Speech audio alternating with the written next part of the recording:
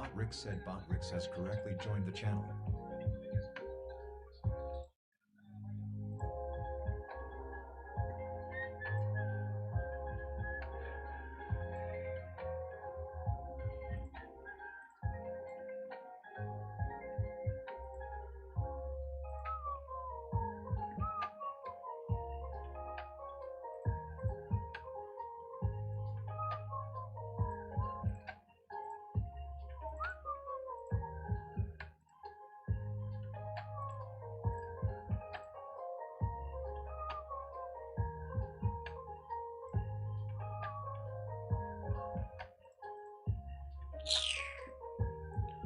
Alright, let's get straight to it. Alright, so today we're going to be doing an animatic based on Sonic again. It seemed like you guys actually did like the Sonic animatic that I did. So I'm going to do a quick one. Hopefully I can get it quick. This one's going to be a little bit of a weird one because I've never tried this before. But I'm going to incorporate a Sonic Sona version of myself asking Sonic a question. So we'll see how that works. So I'm going to see if I can do it. I don't know how this is going to turn out, but we're going to see.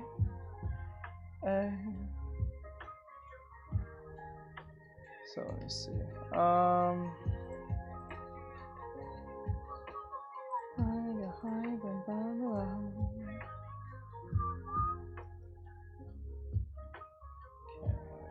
Here and high here. At the moment, Travis. Okay. And then.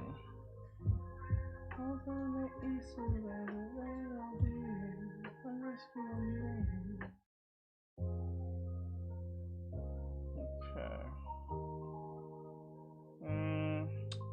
So if I were to, how would I do this?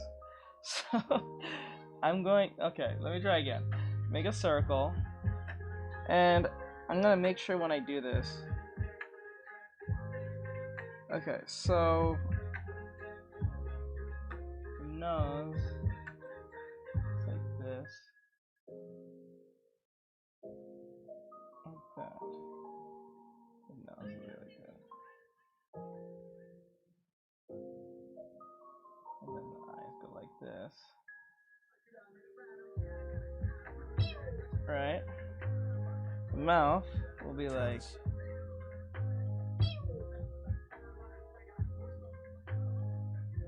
Okay, make the ears. Stream Elements said Stream Elements bot running robot emoji. Go like this. Learn how to customize the bot here.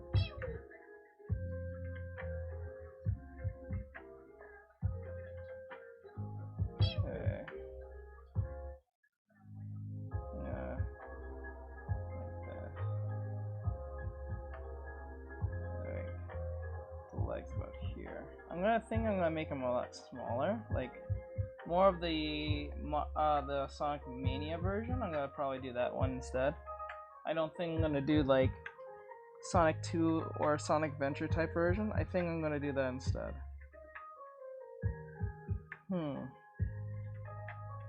So let me see. If I were to do this, let's go with Sonic Mania because I think that's more simplistic to use, and I think that'll be easier to. Actually, better yet, there's still possibilities. All right, so let's keep it simple.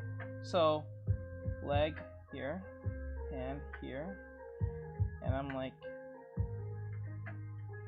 Mochi said, what program do you use? Clip Studio Paint. Like that.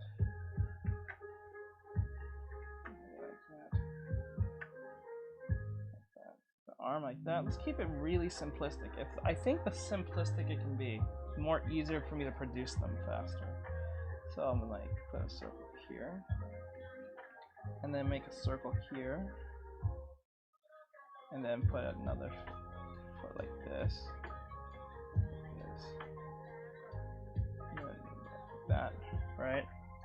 And then I'm like, Karma Chameleon said, factor. yes, it's factor. So this this stream is sponsored by Factor. So if you want to know what Factor is, it's basically a food catering place that lets you eat healthy foods that are built in that you can make them yourself, or you can order them. If it's something you want to try out, you want to start your health journey today, try Factor. And the first 6 people who uses my code get 50% off their first round and go with Factor. You can try it with the QR code on my screen, or you can go to YouTube and you try it on the link in the description, or so. Or so. It's up to you.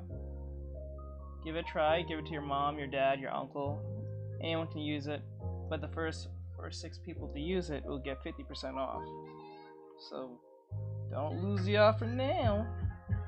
Anyway, so let's make the circle like this, right? And then Sonic is like here.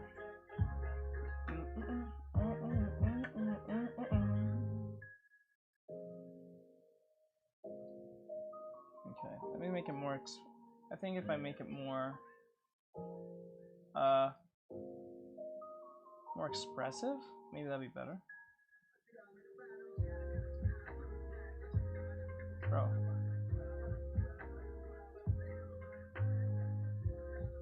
Like that. Hands like on his hot side like this. And then I guess I can use the same one. I'll just delete this part. Copy. Grab this. Delete this. Oh, delete some of it. So I'll delete this. And this leg. Alright, and then what we'll do is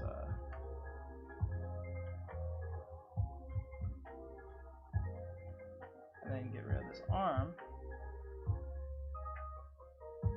Our stomach be looking this way.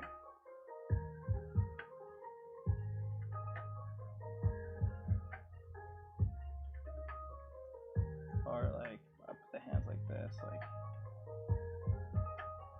that. And then we'll look at each other from here. Oop.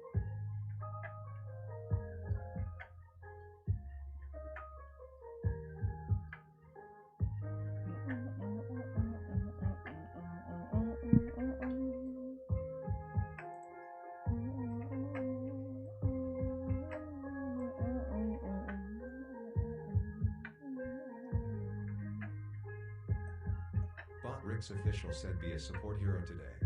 By using commands like support. Elite Wolf said hello there. Hello. Okay. Really good. That for now. Keep it. Move. You need to move. Move. Whoa. You're just in my fucking way.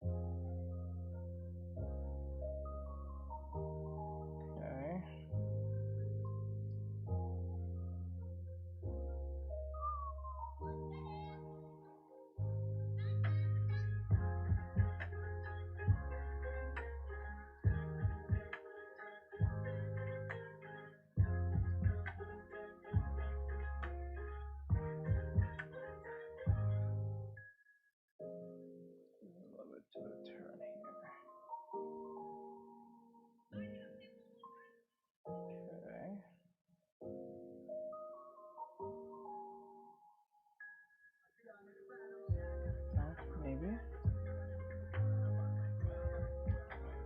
Make it more expressive.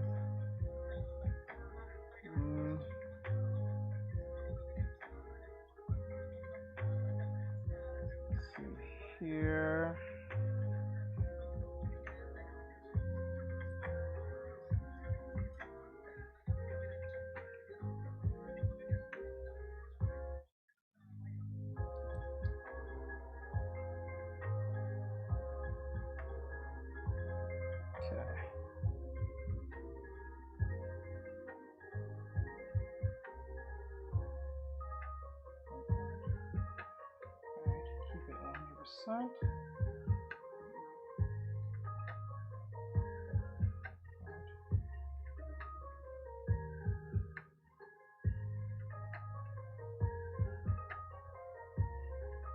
Okay, and then up here.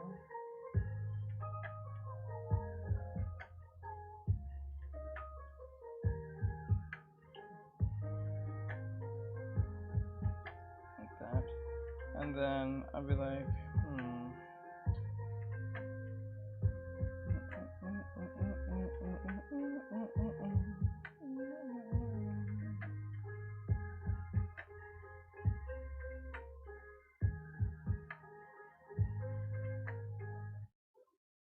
Sustain presents multi-symptom okay, and then what we'll do, and then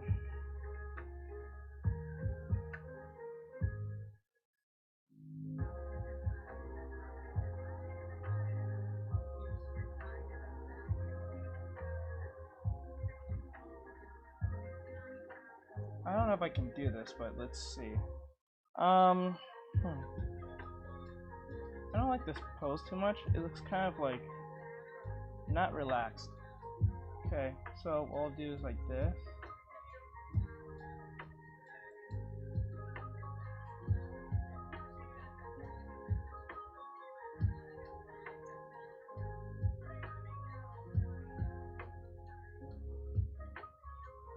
Let me see real quick.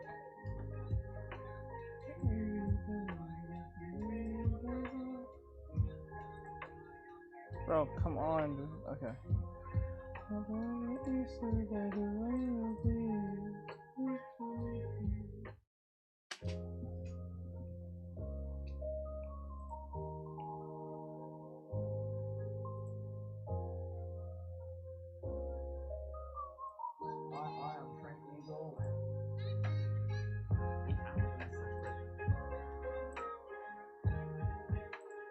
didn't know you had that kind of speed. How did you do it? I don't know. I just.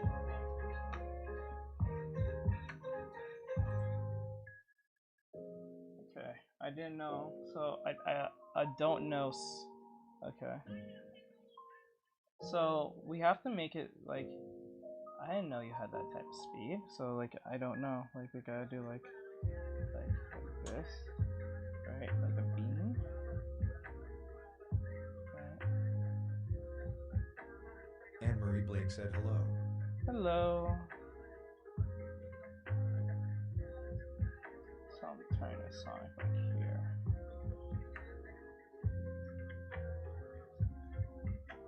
Like that. Right? I didn't know you had that kind of speed. Step_don't_play asks Rick we Ghost drawing says we Sonic. drawing Sonic. We're doing an animatic of Sonic again. Another Sonic animatic. Not really my forte, but let's see. I didn't know you had that type of speed.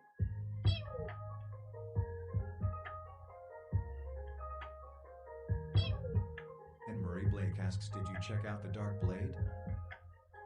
The what? Oh, no, I didn't. No, sorry. I got too busy doing my own thing. I forgot to do that. My bad. My bad. I'll get around to it eventually. My bad. Okay, so I didn't know you had that type of speed. Okay, let's see. I didn't know you had that kind of speed. How did you do it? Okay. And then we'll do another frame of that. Copy, paste. And then we'll delete that. And then how you do it. Or actually better yet, we'll put both arms in the air. Like, how do you do that? So what we'll do is, I'm going to erase this. Hopefully I can do this right. Okay. And then put the thing up here.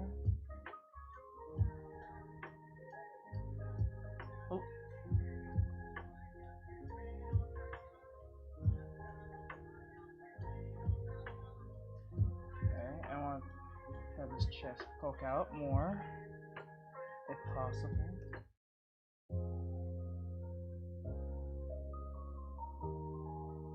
Back being pushed out. Out. And then get rid of this arm. Thank you, Jolly on some bricks. Send me one The hell? Event_format.dts.rich_message.attachment. Oh. Alright, anyway. Step Hey, on thank you, _ Ari. place set on the draw my up while I watch. Okay, do your thing. Grotto0505 just followed. Let me see, and then you put one arm right here, and an arm up here. Right? I think that'll look right. Make sure the stomach is like that. How did you do it? Like, all excited and shit, so put it like that.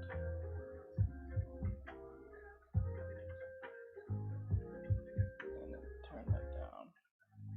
Try to keep it consistent. This is pretty much like an animation thing if you think of it. Make sure I'm doing this right. Alright.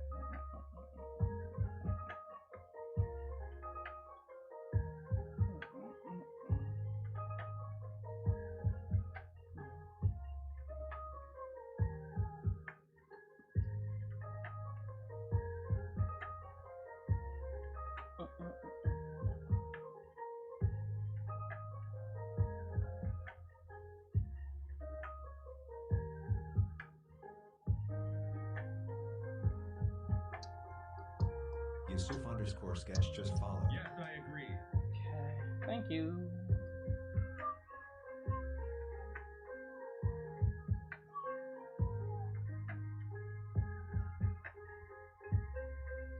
we go.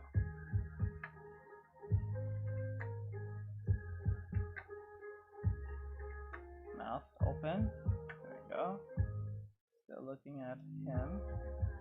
There we go. Pretty cool, pretty cool. So, let me see. I didn't know you had that kind of speed. How did you do it? Okay. I didn't know you had that kind of speed. How did you do it? Okay, how did you do it? So, I... Oh my god, fuck. Okay, let me put in the phone. Okay. I didn't know you had. Okay. How do you do it? How did you do it? Okay.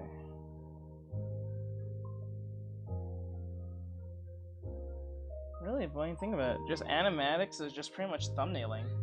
You're just thumbnailing scenarios to one place to the next. That's pretty much what that is. If you stop and really think about it. That's really what that is.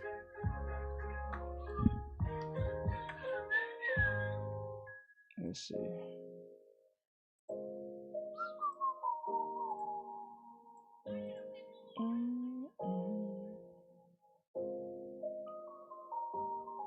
R.I.P. Ghost says I just got done with my Godzilla animation on YouTube. Nice. Hopefully it blows up. Alright.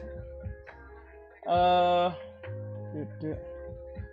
did you do it? And then Sonic comes in. I'm pretty sure. Copy. Paste. Turn this down.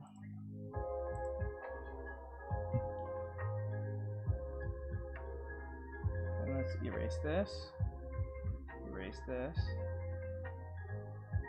And then I'll say like the nose will be about here. Oh.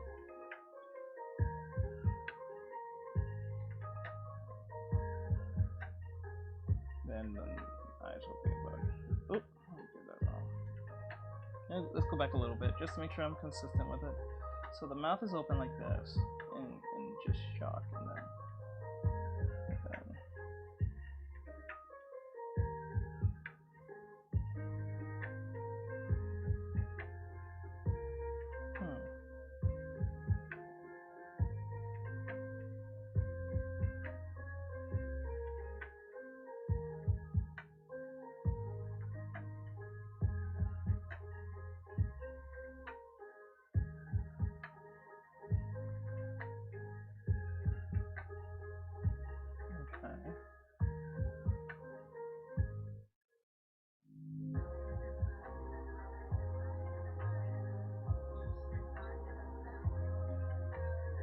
and then I'll put his hands down.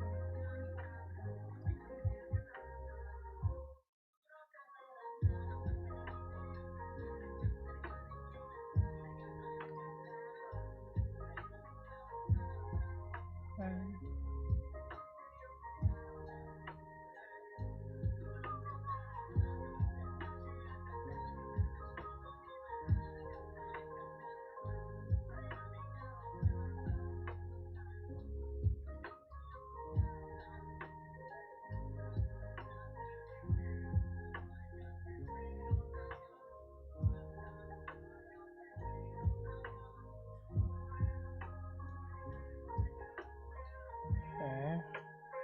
I may have to change the pose on this, but There's a price in the financial world, and it's not the gold. If that's you, join us on Tasty Trade. okay. I don't know. I didn't know you had that kind of speed. How did you do it? I don't know. I don't know.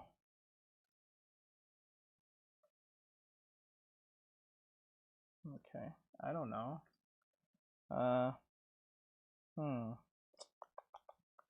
How would I go about this? Why is the fuck? Why is? Oh. Okay. I was like, wait, what? So.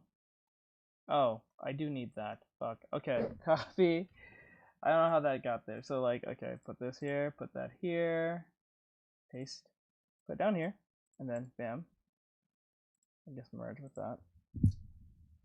Now what we need to do is turn this down, and then I gotta figure out how to get the point A, point B on this. So, I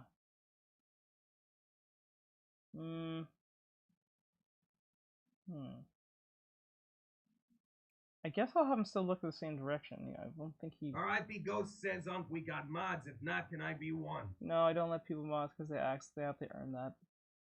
And I don't tell them exactly how they earn that. They have to earn that in the way that I have to see that based on things that happen within the stream. I don't tell them exactly because then they'll just do it and then they'll do it not genuine like. So no, I don't ask people. I have about 7 of them or 8 of them. No, about 10 of them. My bad. Let me see. Let's see. Sorry, can't do that. And leads to bad things. Why aren't you playing the documentary today? What documentary? Why is the thing not reading out the shits? What the fuck? Step_don't_play. Hey, bro. I just got done with my Godzilla animation on YouTube. BENDOVA said, have you ever tried to animate them? Ryu the Samurai said, good afternoon, everyone. Never tried.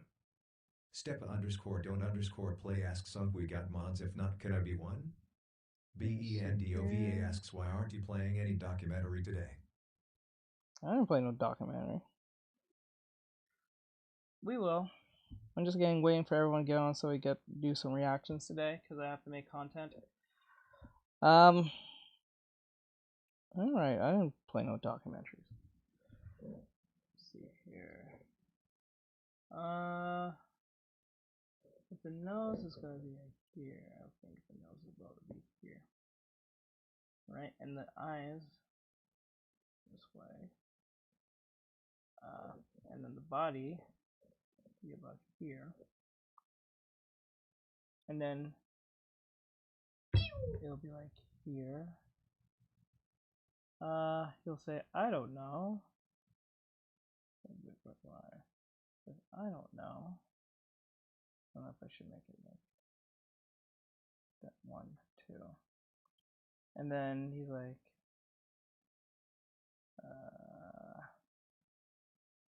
like that.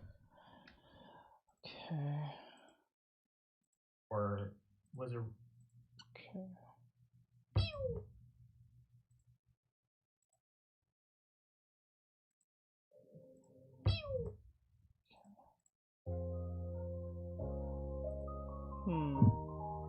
Like, I don't know.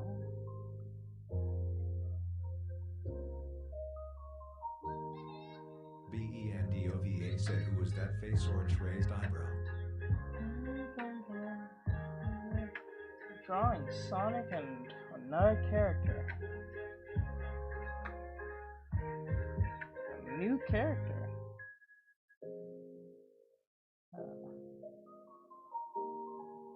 What if his eyes are closed?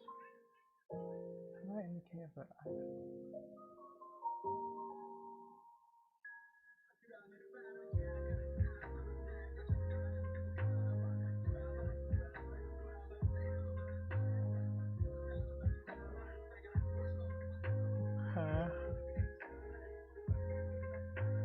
No, I don't think he will turn away. I think he will actually look at the person. But, it'll be like, his arm will be like 1, 2, and then the other arm will be like here and here.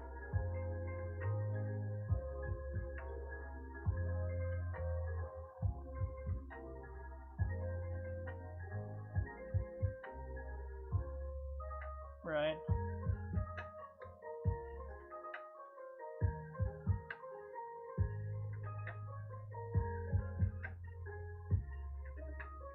I don't know if I have it close.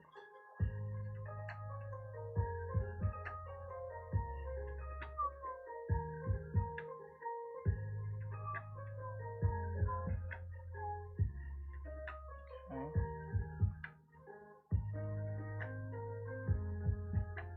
Keeping it really simple for right now. And we can make whatever changes we can later. I don't know. Or maybe I should put it like this. No.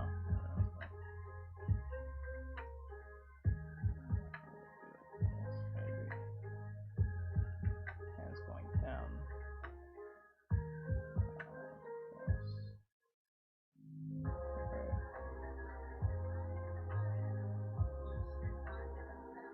Right.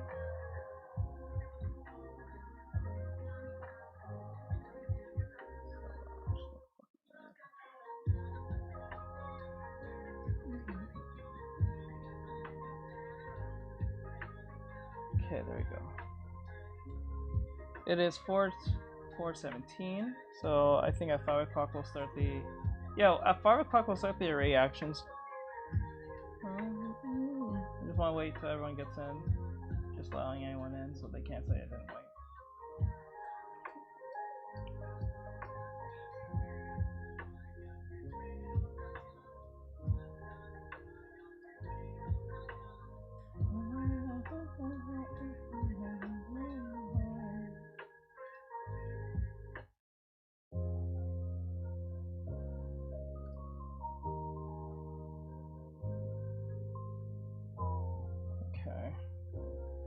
Don't really like this pose, but we'll go with it anyway, for now.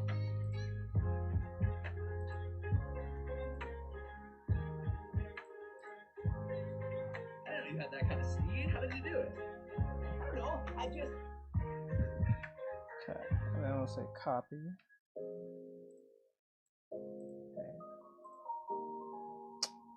Okay.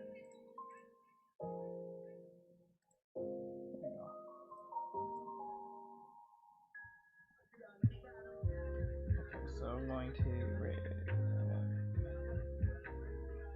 turn it down, erase.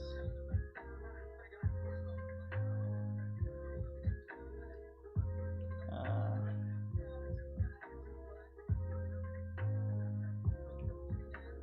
think he would curve it like this, and then his nose will be about here. His mouth will be like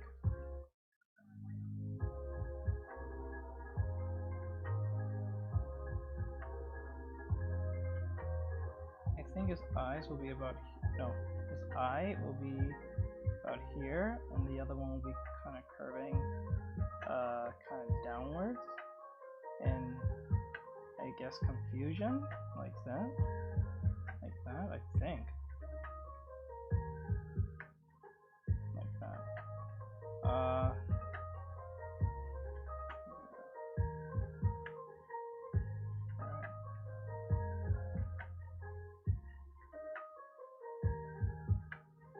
I'll put his hand right here, and then the other hand will be like about here. Alright. And bewilderment. He can't really explain it himself, I guess.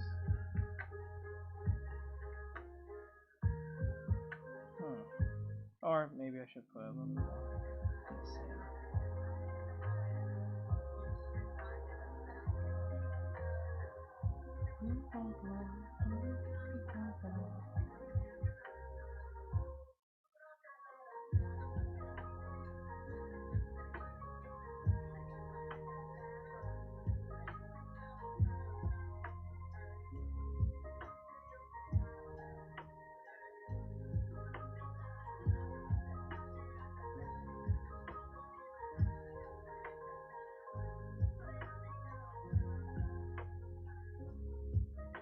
Actually, that's not really good when you see that. Okay, so we do like that, and then we'll put the hair, the ears like that.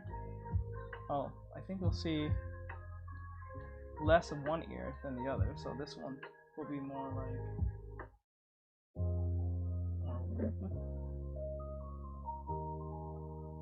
that.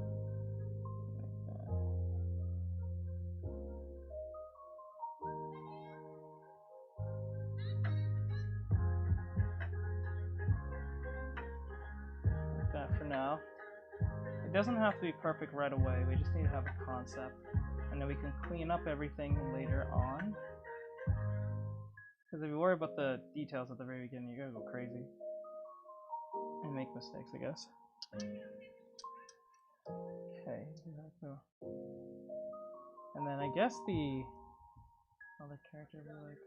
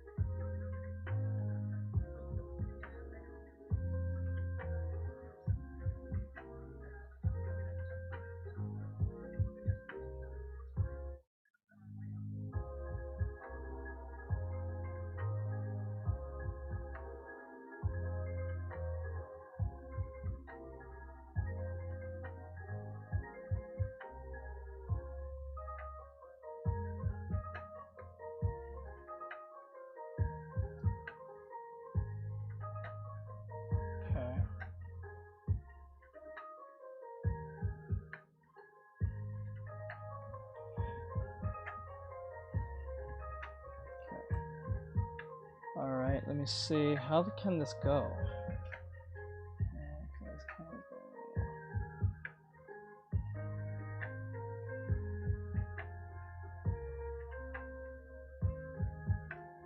I don't think it'll be annoying, but let's just put it that way.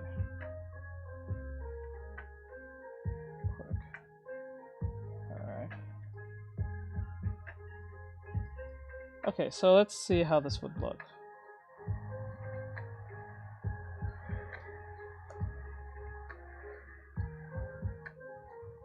So it'll be like. I didn't know you had that kind of speed. How did you do it? I don't know. I just. Fast. Slow. I didn't know you had that kind of speed. How did you do it? I don't know. I just. Fast. Slow. Oh no. I just. I didn't know you had that kind of speed. How did you do it? I don't know. I just.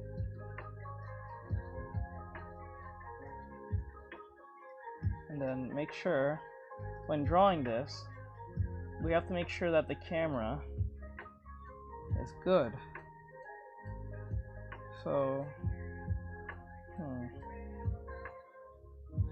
let's see here.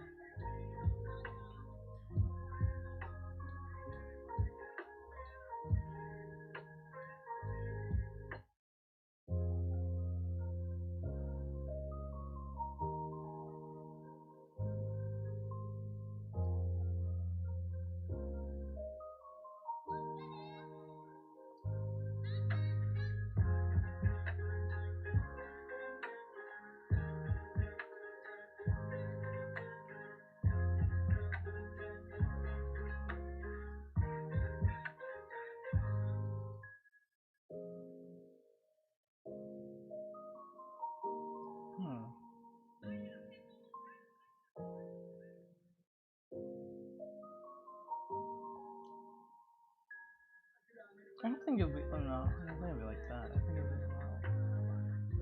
be. Okay, something.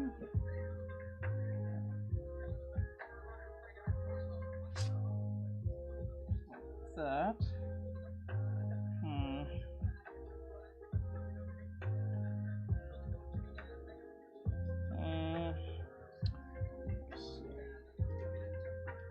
This is interesting because I'm trying to think of a scenario here. So like, okay, so if, I don't know.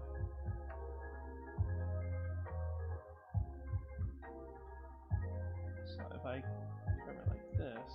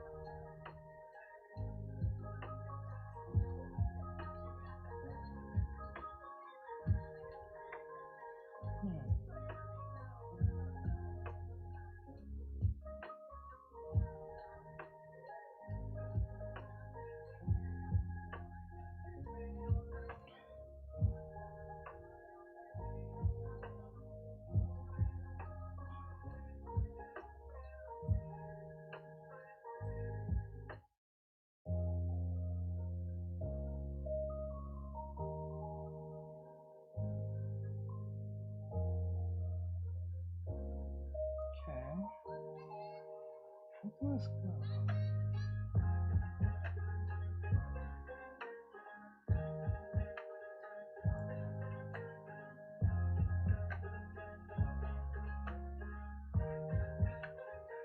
Oh wait, I can turn this down.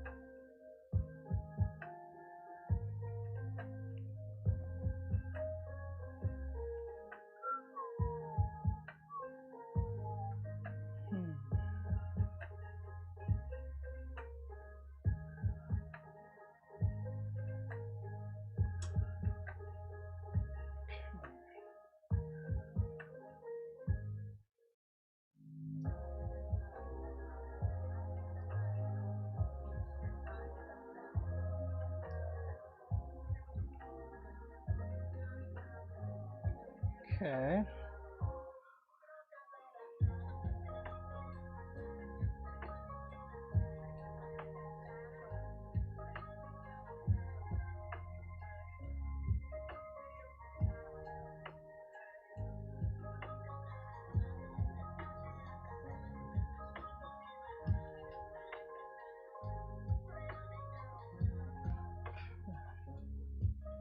So I go from this to this.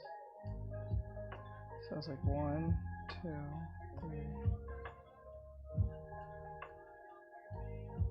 Stream Elements said thank you for following kittenboy_DJ smile. Okay. Thank you for the follow.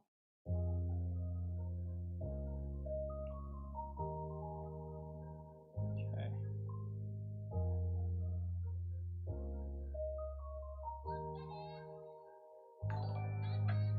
Okay, so make a head again.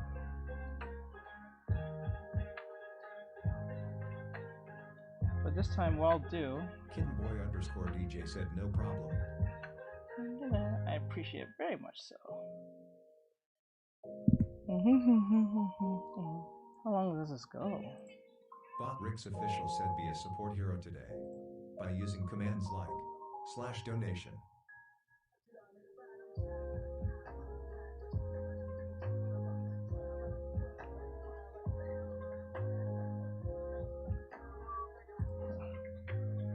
Okay, so let's see. I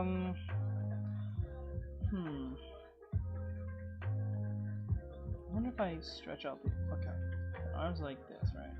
So I grab this leg.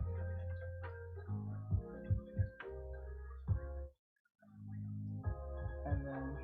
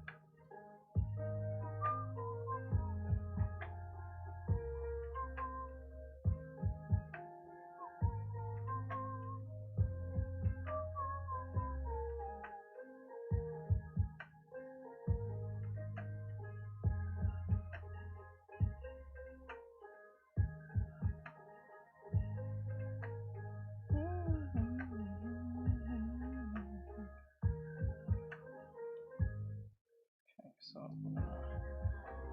don't know if I should like grab this part. Maybe like more. Oh no, not bigger, but closer. I don't know. That seems like.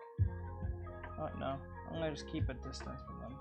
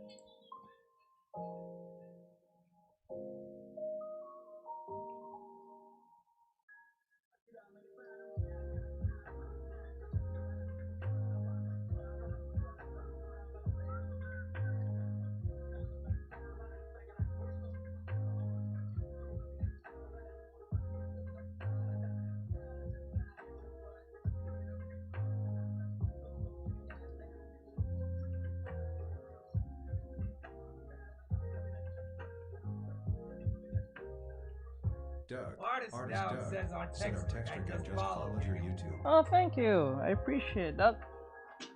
Hope you're doing well. know it's cold when I'm outside. I need to be here a little bit more.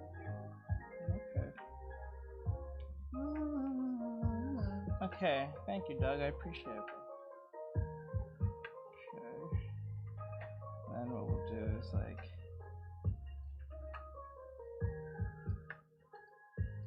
Now it doesn't have to be 100% accurate. We just have to keep things liking to what I want it to be. Yeah, let's put it more like he's puffing his chest out. Get his legs are more outward, so he's like.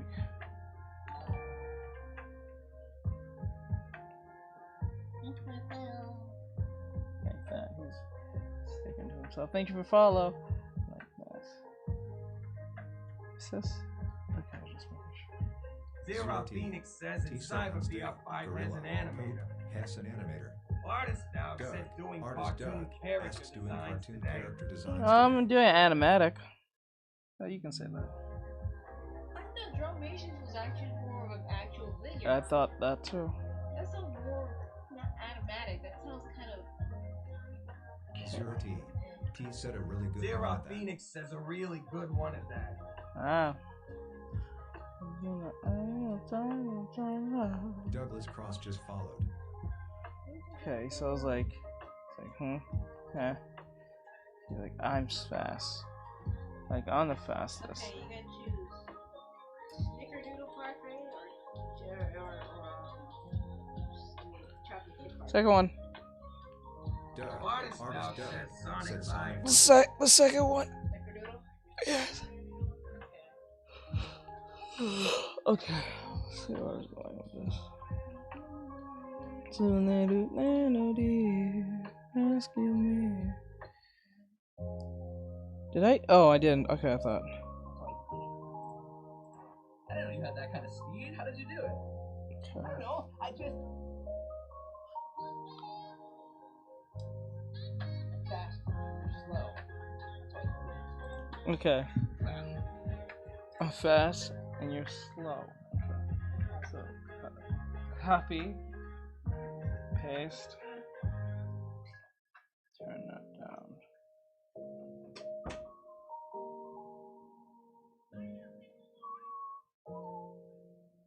Okay.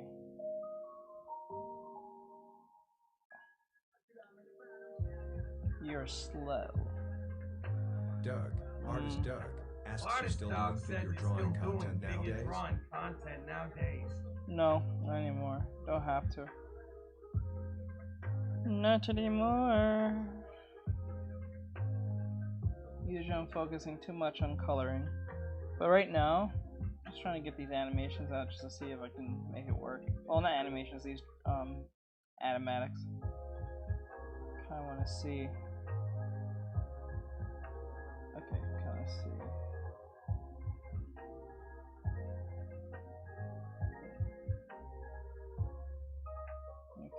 Okay, what would you do? Hold on.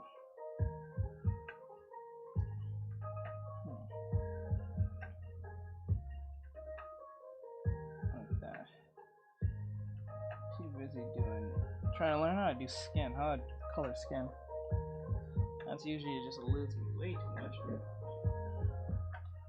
Okay, like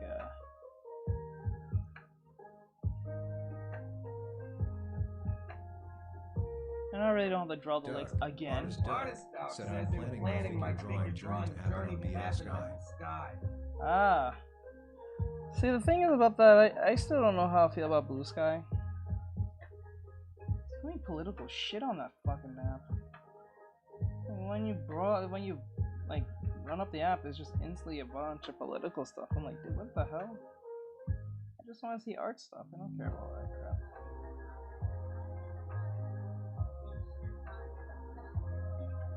Let me see. I'll give it a try again, but like I don't know. For some weird reason, I don't feel like I'm gonna get the same. I'm not gonna get anything close to sets on Blue Sky compared to.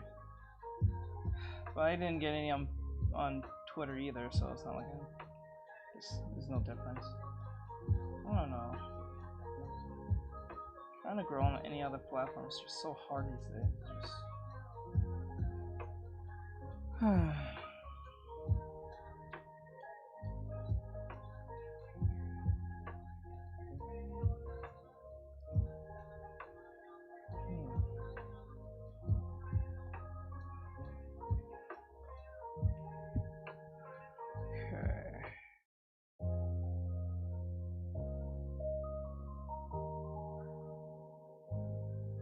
Okay, this can work.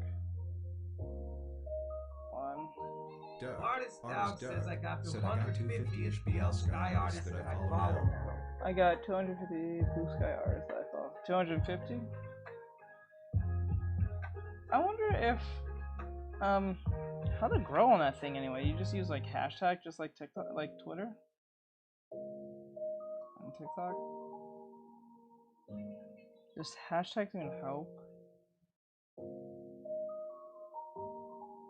Doug, Artist Doug said yeah, I think so. I don't know, I'm just so tired of like the hashtag thing. I don't think it Doug, works. Artist Doug said I got someone mentoring me. Okay. Wait, you got a social Doug, media manager? Artist Doug said okay that app. You got a social media manager helping you like what posts and stuff? Does that help? Doug, Artist Doug says Doug no, but I said have no, friends. but I have friends. Oh, okay. How are they faring on the app? Doug, Artist Doug said who know the app to give me advice. Okay. Are they faring well on the app though? Have they have any close to any type of success on it? Doug, Artist Doug says better said than me. better I'm than me. just I'm just starting starting out. out. They got a lot more followers. How much? I'm curious.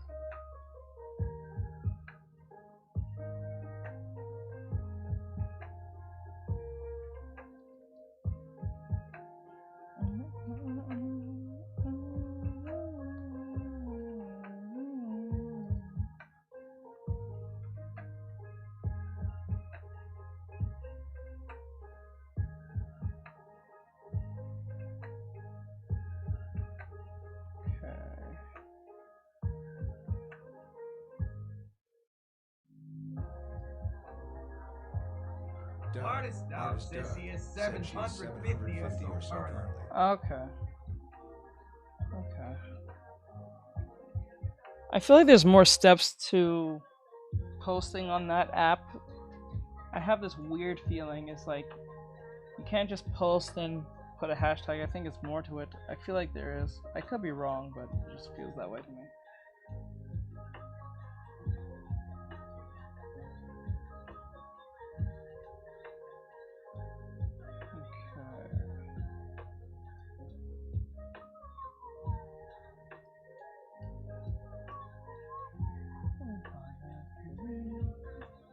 Doug, Artist Doug Doug says I said I couldn't do couldn't that on this app. Where is it? Where is it that she posts anyway? Where does she post anyway?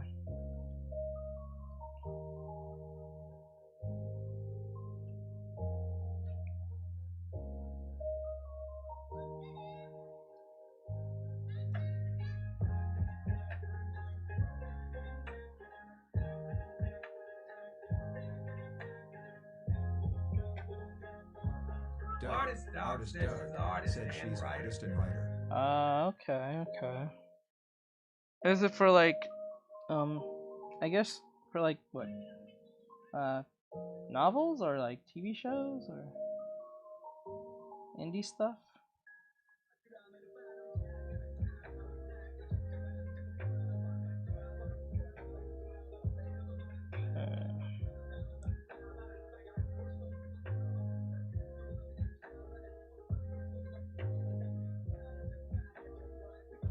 Doug, Artist Doug says think media reporter stuff. Okay. Think media reporter. Let's see.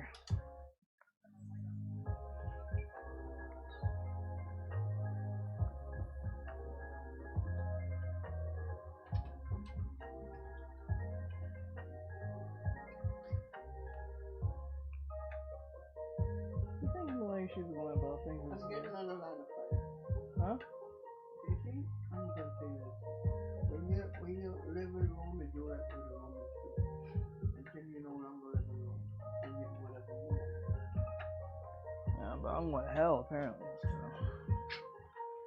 I don't know. Artist Doug says I also am on it after the weekend stuff. And it's starting to see the value in trying to diversify mine. You know, thing. Doug, you know, somebody can tell Doug what to do and what not to do. Yeah. Doug, artist Doug, said social media. Okay, he says, also on YouTube, after the weekend stuff, I started to see value in trying to... I know how you feel, Doug. Like, I've been kind of thinking that too. Like, time lapses are not working anymore. It just doesn't work the same, right?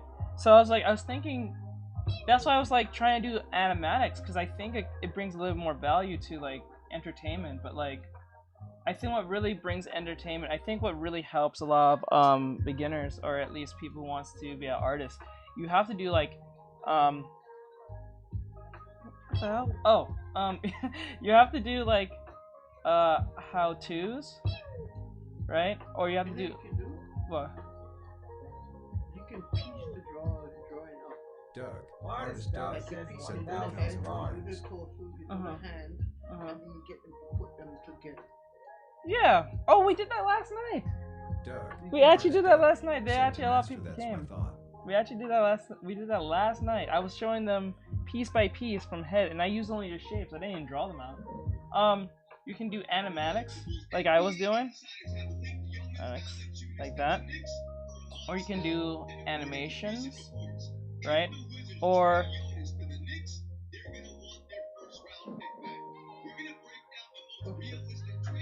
so like how-tos, animatics, animations, or we can do storyboard stuff like animatics, but like you can do like reactionary stuff for like art. That can work as well. Like there's so many ways of doing it. Or I did the 100 hands challenge where I drew 100 hands. I did the draw, I think 100, or was it two? Actually, it was 100. I did 100 legs. I did 100 pair of legs, but really I did 200 legs.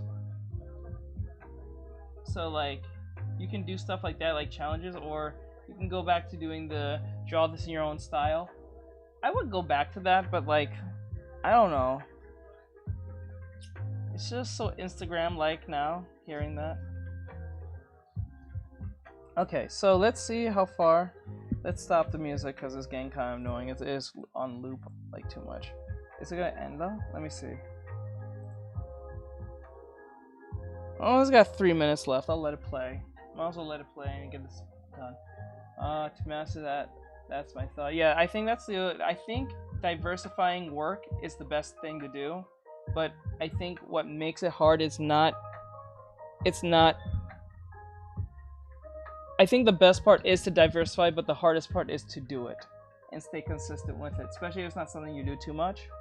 So I think that's where the problem comes in. For me, I'm doing animatics for like first time in a long time, but like I want to put more quality in my work, so I'm not trying to post like I'm not trying to put quantity over quality. I want to give quality of work, but I know but this is the trade-off. If you give like the quality, I spelled that wrong, but anyway, if you give the quality, it's more time. And but if you do more quality, it's more time on your hands. But if you do quantity, it's less time, but not as good. That's where this problem comes in. So like I learned that with the time-lapse stuff, it was just a quantity of stuff that I was just throwing out, and I was not making any real art. I was just hitting a deadline, and that's where the problem comes in. So I'm trying to not do that, but the more I try not to do that, the more I get nervous in the fact that if I don't get it out in a faster amount of time, it won't be perceived as good, or it won't be perceived as much as I think it should. So it's like, it's a weird trade-off situation. So that kind of sucks. Okay, so let's see. So he's like, I didn't know X, Y, and Z. How did you do that? He's like, I don't think he'll look away. No, he'll be like, where's the one that says I don't know?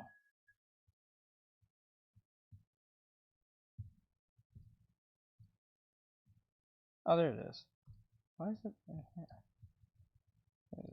And then he's like, I don't know. He's like, okay, so he's like, how did you do that? And he's like, like, what's your secret or whatever? And he's like, I don't know. And then he says, he starts thinking, I shouldn't think this should come first. Like, And then he's thinking. Then he's like, probably want to know my secret. I'm fast. Okay, I like where this is going. I actually am enjoying the process of this. Alright, so let's see how this goes. Okay, so Sonic's like, he's like, okay, how did you do that? And he's like, that's so amazing. Tell me your secret. And he's like, I don't know. And he's like, he doesn't even know, but he's like, You know what? He wants to know my secrets. The hell with this dude. He's like, I'm fast. You're not. That's just what it is. Okay. Alright, so I actually like this pose. It's really smug in this one. It's like, I don't know. Artist Doug says that's what I'm learning to be with painting landscapes is to get a lot of detail. Yeah. Troglos said lol. Like, Doug, artist Doug said it. I know how you feel. Just like, it's just learning things. And like when you're older now, it's like, it's not that you can't remember things or do things. It just feels like when you're younger, you're more susceptible to learning things faster. I don't know. I think that's just how it is for me. Kind of speed? How did you do it? I don't know. Okay, I just. I'm fast and you're slow. Okay, I'm fast and you're slow. Doug, artist Doug said says I'm 40, in I 40 still I learn still fast. learn fast. I got you. Maybe I'm just a slow 30. That's just is what it is. All right, I'm fast and you're slow. I thought I drew this already. I guess I didn't. Okay, I'm fast and you're slow.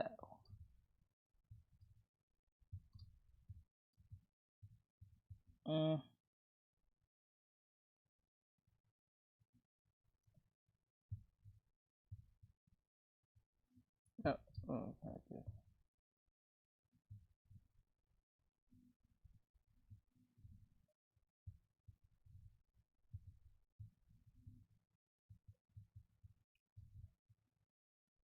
Okay. Right? You're slow. Let's not mind the hands. We're not trying to be quality right now. We're just trying to get the concept out. Doug, artist Doug, said Artist the goal is get as much done in a time in a presentable manner. Done in that time in a presentable manner. Yeah, this is why batching is probably the best thing to do. You take like a whole week or two off, probably a whole month. I think that's best. I know that sounds crazy to do, especially in internet time, because like if you don't post in like a week or two, you've been gone for like 10 months in this time and age we live in. So like, I think the best thing to do is, I should have did this, but I should take like 2 months. Hello, Mono. Take 2 months off. I know that sounds like a lot. Take 2 straight months off, and within those 2 months, just work on your craft or what do you want to post. Just like, it's weird because like if it's annoying because if you do something like this, hopefully it's like a series. Danae says hi. Wait, will you take a break again? No, it's more. It's like if you're doing this like based on a series, that's one thing. But if you're just trying to post work, it may not get as much love as you think, because if it's not trendy, then therefore it's not going to be seen. So that's where this problem comes in, and you can't really anticipate what's going to be trendy. I got scared. No, I'm not. Okay, so he's like this. I'm fast, you're slow.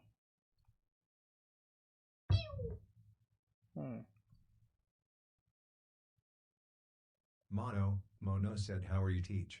I'm doing I love well. Latinas asks, is that Sonic? I love Latinas.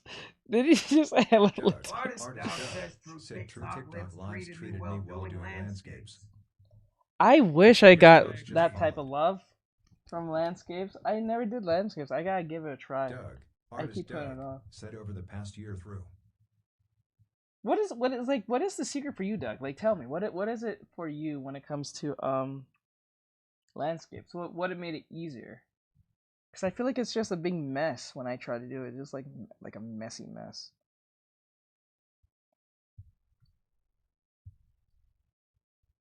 Okay, let me see.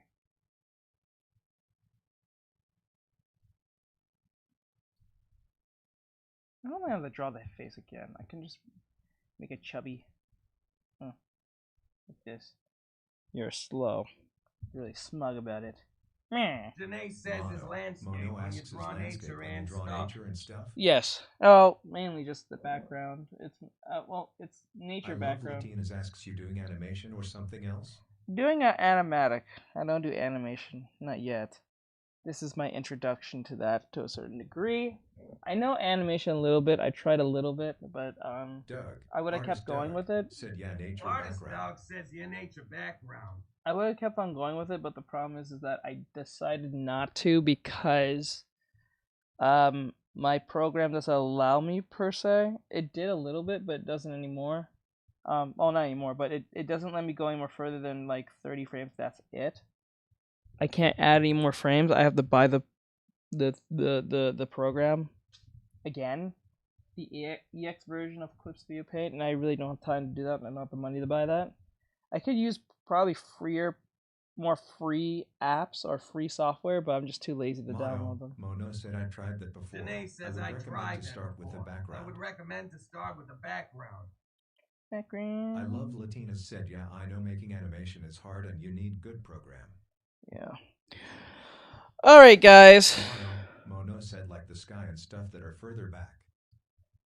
Alright, so we need to, as I'm working on the Sonic drawing, animatic, I just want to let you know, this is a sponsored stream for those who don't know. We are sponsored by Factor 75. Janae says I also got my report card today.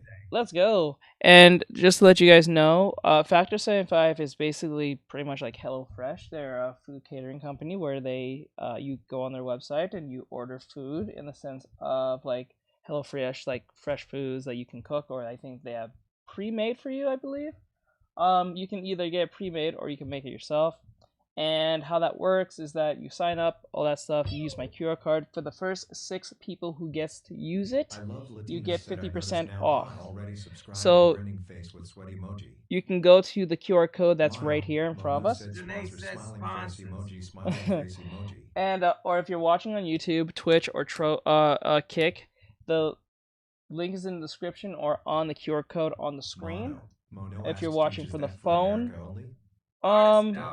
yes, you have to be from the U.S. I forgot to mention, you have to be a U.S. citizen. You can't have the honey extension on, and that's pretty much it. You have to be a U.S. citizen. It does not count, sadly. So if you want to try it out, Factor 75, it helps the channel. We only need 6 people, so if you want to be the first 6 people to use it, you get 50% off your purchases. So that sounds really yummy. You can try it out. WB Leader says, yo, Teach, I haven't been here in a while, but you remember the G Fuel ad? G Fuel, they're still around. Well, no, I know they're still around. It's just kind of weird to hear it now. G Fuel.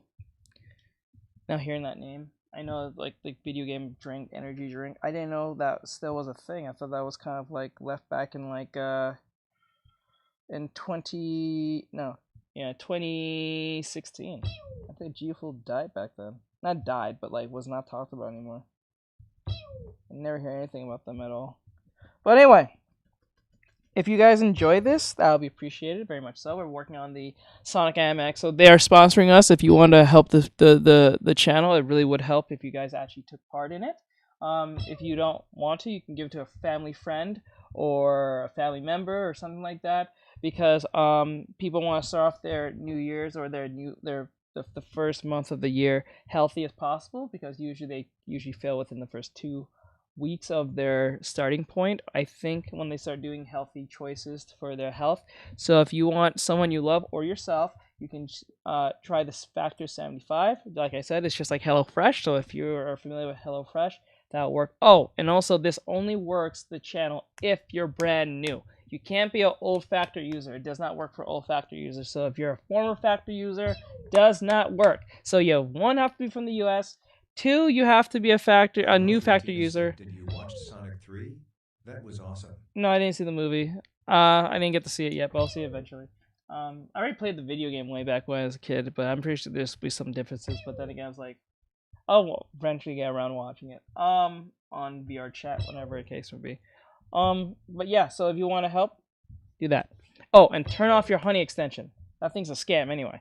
Turn that thing off, or Karma. I think it's called Karma or Honey. The honey extension thing that saves you money. Turn that thing off. You cannot have that on. It doesn't work. It kind of messes with the sponsorship. I don't know why, but that's what they told me. All right. So today we're supposed to be doing a. Chameleon asks, Art, is Twitch supposed to look like this on the big panel? No. It's what you're seeing on. If you're watching from YouTube, are you saying this from YouTube? Art, is Twitch supposed to look like this on the big panel? Let me see. Oops. Hold on. Baby. I just switched over. That's probably what you mean. Roses, baby. Thank you for the roses. I appreciate it. Roses, baby. Oh, thank you. Yes, it's supposed to look like this. Whatever you're seeing with the stuff over my head and stuff, yeah. No, it's fine. Okay, so we're gonna do our reactions Tuesday while I work on the animatic. So we was gonna do some anti-woke stuff, but right now I would just want to jump onto the anime stuff because we need content. So this channel is from Kisune. That term has been coined so much since Overwatch's reception. This is from Kisune Anime. They have about 19.7 thousand followers, and on this video it says new anime you should be watching. Now this is not manga recommendations like we usually do. This is a anime recommendation of what's coming out in 2025. If you're excited for that, okay, it's 11 p.m. so I sadly have to go. It's alright, Mono. Oh wait, I just realized you guys are on YouTube. You guys can't see it. I don't know why. Hold on, let me fix that real quick. I don't know why it's gone. Mono said bye everyone and have an amazing day. Laters. Something Right, not right. Close said Mono. GN Mono. Why is it not? Oh wait, is it because the thing is like in the corner or something? Let me fix this real quick. I want you guys to see it so it's not a problem. Hold on, let me push this back over there. That's supposed to be over here. Got that. Let me fix that real quick for you guys. Thank you for the likes, guys. I appreciate it. Let me see. Why is it not showing? Oh, there it is. There it is. That was weird. All right, I think it was just a sizing problem. First, let me get it a little bit more away from. There we go. All right, it's on top of it was on top of Gunther here. All right, so this is called New Anime You Should Be Watching 2025. Now, this is not anime. This is not a recommend. Said, just joined. I'm watching from the bus. Just finished wrestling practice. Let's go. This is not anime recommendation. This one's about anime you want to watch in 2025. So we're going to play this on the YouTube.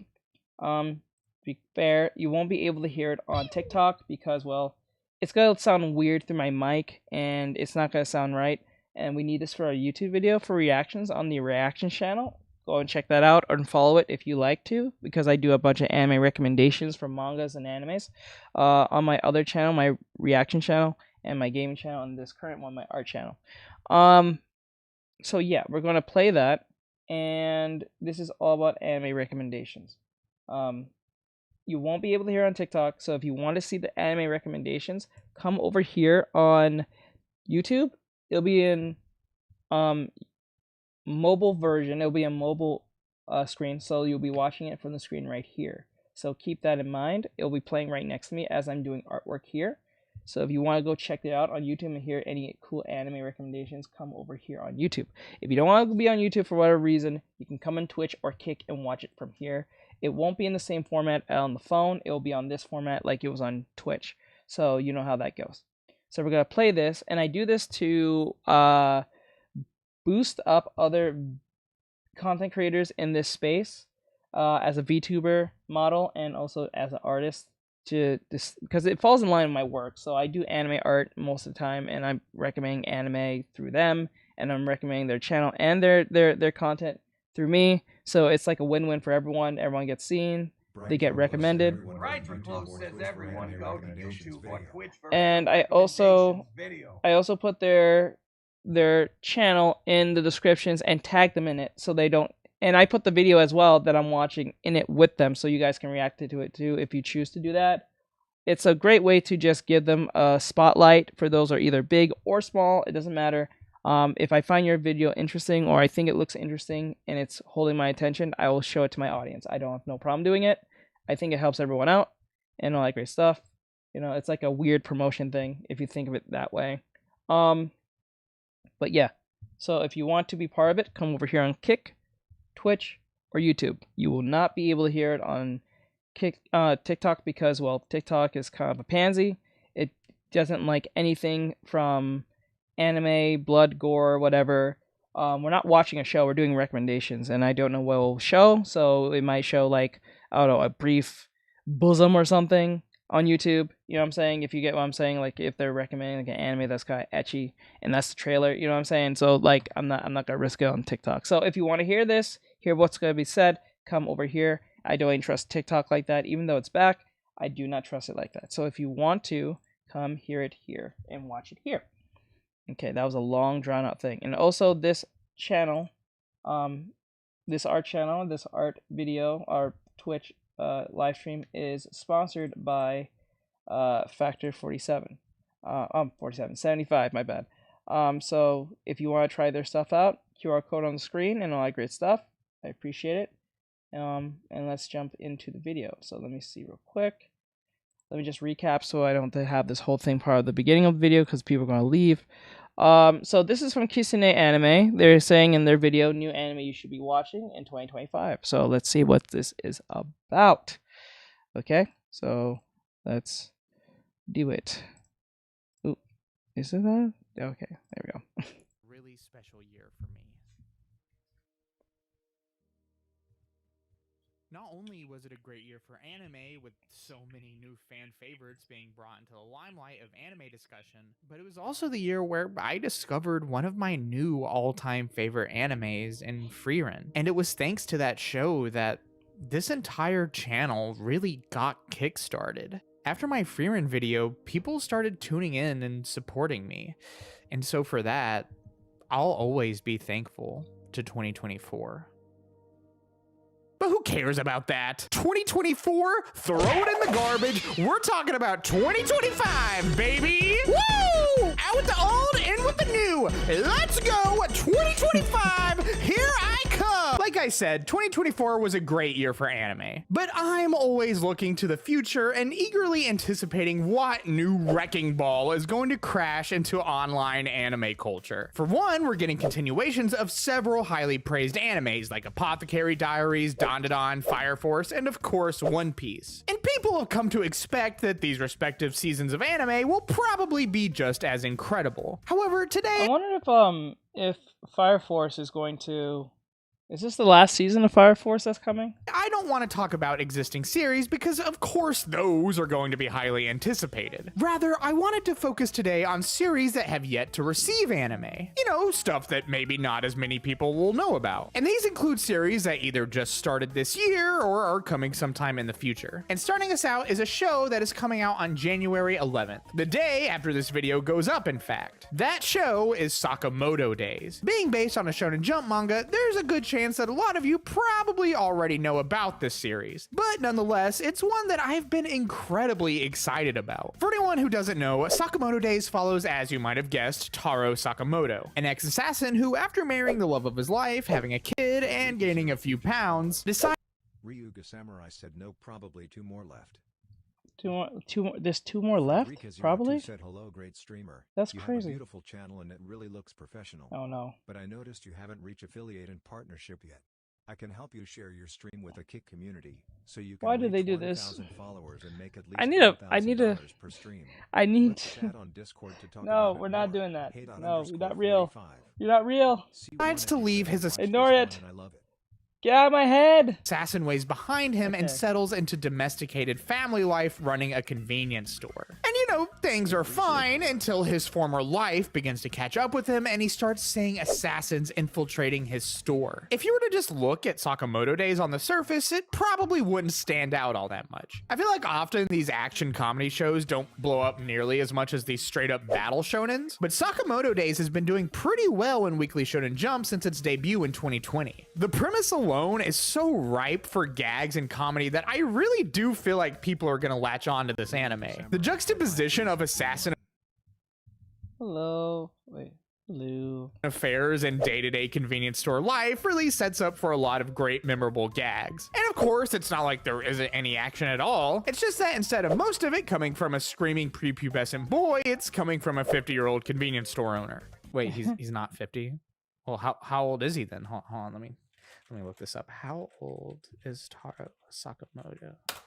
Wait, what do you mean he's only 27? I've always loved the trope of the unassuming guy is actually way cooler than he lets off, and Sakamoto basically encapsulates that to a T. It also helps that his design is both incredibly simple yet sticks out and is memorable all the same, which of course are designs that I always appreciate. Sakamoto Days is animated by TMS Entertainment, who in the past have done shows like Lupin, Dr. Stone, and D. Greyman. They're not known for having super crazy animation or anything, but they generally get the job done pretty well, and I think they're a good fit for an action comedy like Sakamoto Days. So yeah, I think this show is definitely an anime to keep your eyes on. However, given how much complaining I did last year about the utter lack of original animes in this day and age, I feel like it would be hypocritical of me to not highlight a few on this list. And the first one I'd like to talk about is the newest work from Studio Mappa, as well as famed cowboy. Wait, is this the art one? I think everyone's seen the trailer, but if no one has it, I'll play it. Boy Bebop director Shinichiro Watanabe. That show being Lazarus. Oh no, I don't know about this one. This is new to me, I think. I I think that one's new to me. I'm not too familiar with Why that one. Lazarus is set approximately 30 years in the future, where a cure-all miracle drug is developed by a neuroscientist named Dr. Skinner and given to the masses. And you know, that's pretty nice of this Dr. Skinner guy. You know, seems like a pretty swell fella. I'm sure he doesn't have any kind of, you know, evil ulterior motives or anything. You just got punked! Yeah, turns out Dr. Skinner, not so cool. He's actually kind of like Jigsaw, if Jigsaw was a really smart neuroscientist. And now the cure-all drug is going to kill everyone in 30 days unless someone can find the whereabouts of Dr. Skinner. And thus, to save humanity, the Lazarus Task Force is formed. The show was announced in 2023 in collaboration with Adult Swim's Toonami block. And I have to tell the truth here, I am a little bit weary of Adult Swim's original anime at this point. Sounds like a villain named LOL. I really didn't enjoy Ninja Kamui. It was just kind of a super generic. You know, that's the thing for me when it comes to Nami. I will forever have nostalgia and love for Tom and what he's done for, well, Cartoon Network and Toonami has done for the anime community Chris Brooks said, when "Is that a when doggy?" growing up. But the issue with it now that somehow, I don't know how Adult Swim, Toonami's still around. Still, I'm surprised that Crunchyroll or Ryuga Samurai Cartoon said Network the didn't come to Toonami some. is still around. Yeah, like I don't know, like how they still like have not come to a weird, like agreement thing, or some type of branding thing. It feels kind of weird because when I see a Toonami recommendation, like a trailer, they feel very questionable. They feel very Netflix-ish. If you catch my drift, it doesn't feel like it's a anime that we're going to be talking about. It just feels like an anime that's just because it has the signs and tropes of an anime and that's it. Not saying it's not. It just doesn't feel memorable. You know, get what I'm saying? You know, every anime that I remember before Tanami's actual return was that all of them was memorable. I wonder who's still watching it. I'm still wondering too. I'm still wondering that too myself. That's kind of crazy. Did someone ask me a question? Is that Adobe? No, it's Cliff Studio Paint, Chris. But yeah, I don't know. It's a weird thing. It's like a weird feeling. Like you look like who I know, but you're not who I know. It's like a weird uncanny valley thing. Action anime, and the less that's said about the disaster that was Uzumaki, the better. But I'm actually really hopeful about this anime. The premise seems interesting enough, and I just really vibe with the overall aesthetic and character designs. But what I'm most looking forward to is the involvement of Shinichiro Watanabe. This guy has made such legendary shows in the past, like Cowboy Bebop, Samurai Champloo, and Space Dandy. And I really appreciate what he stands for as a director. Someone that just wants to make cool anime for the sake of making cool anime. You can tell that everything he works on is driven by passion, and I think that's something that really needs to be at the forefront of the anime industry, especially when it comes. I bought this back when Adobe Clip Studio Paint was $70, and that was it. Now it's a subscription base, so if you C1 said I watch a lot of Toonami. Comes to original anime like this. However, Lazarus actually isn't the thing I'm looking forward to the most coming out of MAPPA this year. That title would belong to the new original anime Zenshu. If you've watched my videos, yeah, it was that anime I was talking about, the drawing anime. It looks really interesting. I was not too impressed with the beginning of the opening that they presented like a couple of days ago, but like I don't know. In the past, a lot of you probably are aware that I really great. do not. Let me just put it looks great, but it just looks really generic on how they went about the opening. It just felt generic to me. I don't know why. Nothing wrong with the animation. It's amazing, but it's just like, I think it's just the direction of the opening to me feels really generic. I don't know why. Care about isekai. Isekai isn't inherently bad as a genre. I just personally think most isekais are kind of dull and lame and not. Oh my god! Are you all like this? This is a kick problem. Bro, do you hear this? Every time. Every time. Really my kind of thing. I never really feel like they do anything that interesting with the concept, and thus, if anything, I feel like most of them are just kind of missed potential. So with that said, if an isekai shows up on my personal list of most anticipated anime, that should probably tell you enough about how interesting I think it looks. Zenshu follows animator Natsuko Hirose, who, after being given her first gig as an anime director, dies from overwork. And even as the year passes, this video becomes more and more relevant. After her death, Hirose awakens in her favorite childhood anime, A Tale of Perishing, the series that inspired her to be an animator in the first place. And as you might expect with a show called A Tale of Perishing, the anime's story isn't exactly sunshine and rainbows. However, Hirose finds that she's able to alter the events of the story by reanimating them. And to me, this already sounds like it has the potential to be one of the biggest anime of the year. Not only is the premise incredibly promising, especially for an isekai, but it also serves as an interesting meta commentary on, well, the anime industry, which you would not expect coming from MAPPA. A studio many feel as though is beginning to lose its way, what with, you know, the employee abuse and everything. The fact they're even willing to allow a show that depicts— I'm not gonna lie, they keep bringing this up, but like other than that, that's the only thing we Americans just bring up, that MAPPA just overworks their people. That's it.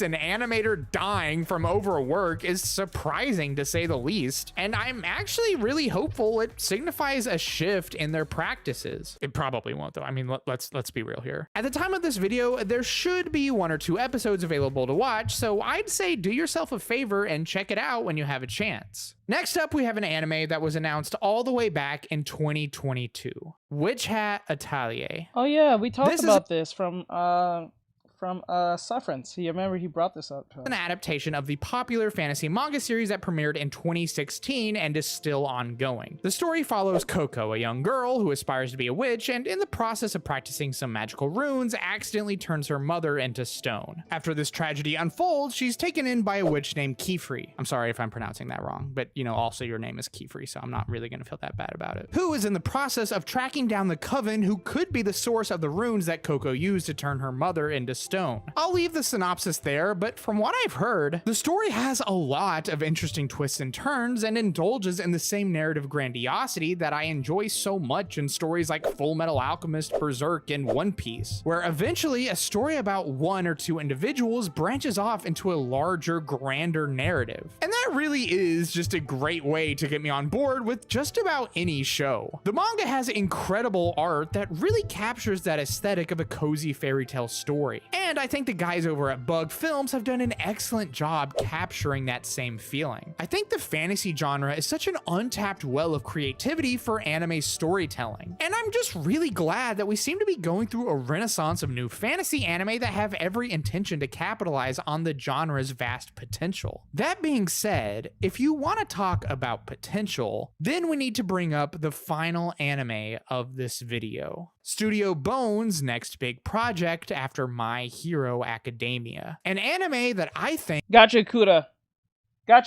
it could be one of the biggest smash It's hits Gachakura. for years to come. I bet you it's Gachakura. That anime Really commercial? is Gachiakuda. Let's go! Let's go! Let's go! Let's go, boys! Let's go! I've talked about Gachiakuda a little bit in the past, but nowhere is it more relevant than here. After being accused for a crime that he is not guilty of, our protagonist Rudo is cast down. Bro, every time I look at Gachiakuda, it just breathes personality in the art style. It brings me back to my Soul Eater days, bruh. Every time I see this thing, let's go, bro. Let's go. Oh my god, I'm still thinking to this day, should I make my VTubing model after, like, in a Gachiakuda type style, or at least theme? I'm starting to think of doing that. I'm dead serious. That's how much a fan I am of just the art style alone, bro.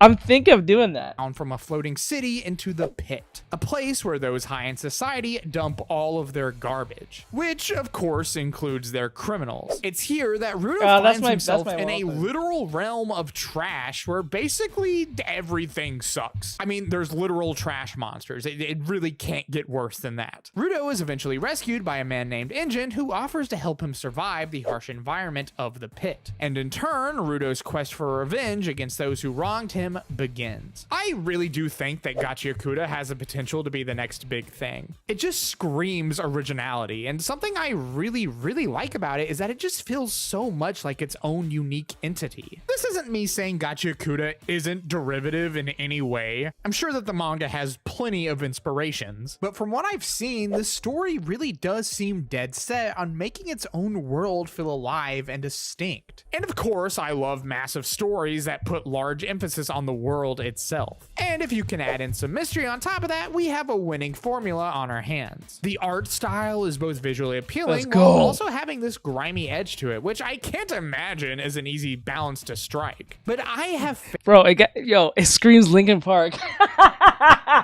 let's call it for what it is. It screams Linkin Park. Oh, Numb, or like Faint remix. Let's go. If you think back in the days of YouTube AMVs, Linkin Park, every Naruto, every action anime from the 2006 all the way to this point, every AMV was Linkin Park, mainly everywhere, everything. Faith that the people over at Bones will be able to work their magic and deliver something truly incredible. You heard it here. I'm expecting big things from this anime, but I want to know what you guys think. What are some anime that you're looking forward to in 2025? And I literally saw a kid in the background drawing the Soul Eater moon. Jolly Andre 35 bricks, said Sonic. Yeah, I literally saw a kid in the background drawing this Soul Eater. Let's go! Let's go! Yes! What are some that you might be watching Ari. right now? Let me know in the comments Thank you for the below. follow, I If you appreciate guys it. liked what you saw, please like and subscribe. It really helps the channel out. And if you haven't already, check out our 2024 Anime Rewind. It's our send-off to all the amazing anime that came out last year, and I really think that you guys will enjoy it. Until then, as always, take care, guys. All right, so that's Kisune anime. Thank you for that. Bye bye. I watched 30 anime recommendations. It was a mistake. It doesn't seem like that's too interesting. But if you guys like Kisune anime's commentary and all that stuff, please give them a follow. Link in the descriptions in this video when it comes out on my reactions channel. Check that out. Please follow it. It's in the link in the description. I labeled them all. My gaming channel, the reaction channel, and the current one that you're on, the art channel. So like give them all a follow if you like games. You know what that's about. And reactions, we do this. So anything anime related, anything manga related will be over there. Any Ryuga Samurai I said, guess "Can't wait."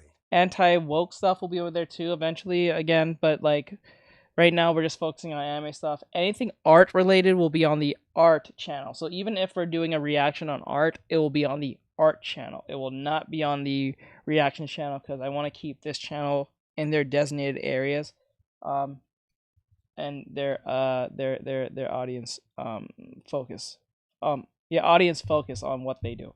Anyway, so there you go. So give them a follow if you like this. So like, subscribe, share, follow, and comment. Also, if you see the QR code on the screen, give Factor a chance. This is a sponsored stream / video. Eventually, just mentioned anyway. So if you want to give it a try, it's about eating food and all that great stuff. You want to try a healthy lifestyle, starting your health meal in the sense of starting your New Year's right and on the right track. Give it a try. If you're not sure, just give it a look on the QR code on the screen or the link in the bio and all that great stuff.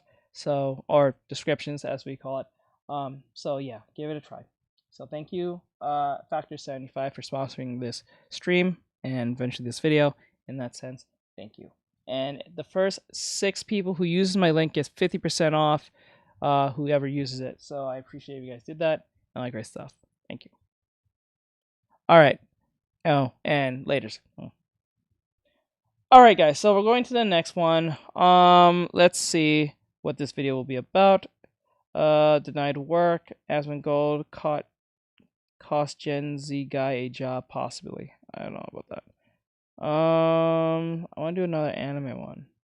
I at least want to do 2. Let me see, and then probably like 1 or 2 art ones. Let me see. Nintendo never gave us a Switch Pro, so modders did. I don't know how I feel about the whole like I don't know how I feel about Wolf Rush deserves its failure. I don't know how I feel about the whole Nintendo Switch 2 thing. I really don't know how that works. Because like it just looks like a slightly bigger Nintendo Switch. For those who watch, like I think that's what that is. It looks like a slightly much bigger Nintendo Switch. That's it. That's Golden Era. Anime is in the Golden Era. I don't know about that one. A second bad ending at the hit of Genji Towers. Nah, that's supposed to be like spoilers.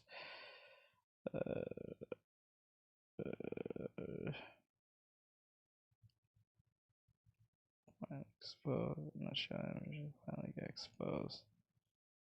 So fake. Okay, let me see here. Hold on, guys. I thought I had another one, but I guess I didn't. Okay. Anime. Manga recommendations. I thought I had another one, but apparently I didn't. 2 months ago? To Fairy? Did we do this video? I feel like we did this video. Hold on, let me see. It gotta be a little bit bigger. It's gotta be kind of obscure y'all's vision real quick. I just need to see here. 2 months ago. That's an hour. Hell no. This is 30 minutes. Hell no. Too long. 9 minutes to not long, but I think we've seen that one. Let me see. This is 3 minutes. I want to read your worst or this is 3 minutes. I don't think that's much of a video, to be honest. Hidden gem manga recommendations is a year ago. It's 25 minutes.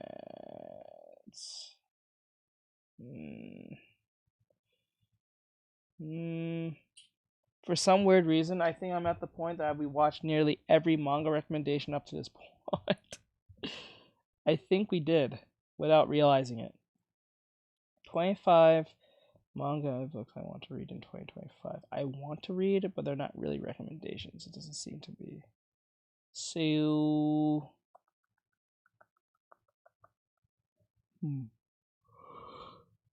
Alright, if we can't find any manga, we'll put an anime instead.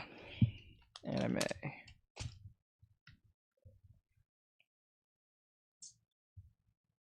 You know what? Better yet, this I'll do. I'll go to a little person, a much more smaller person. So like recommendations, right? And I'll type in 2025, right? 25 minutes. 10 days ago.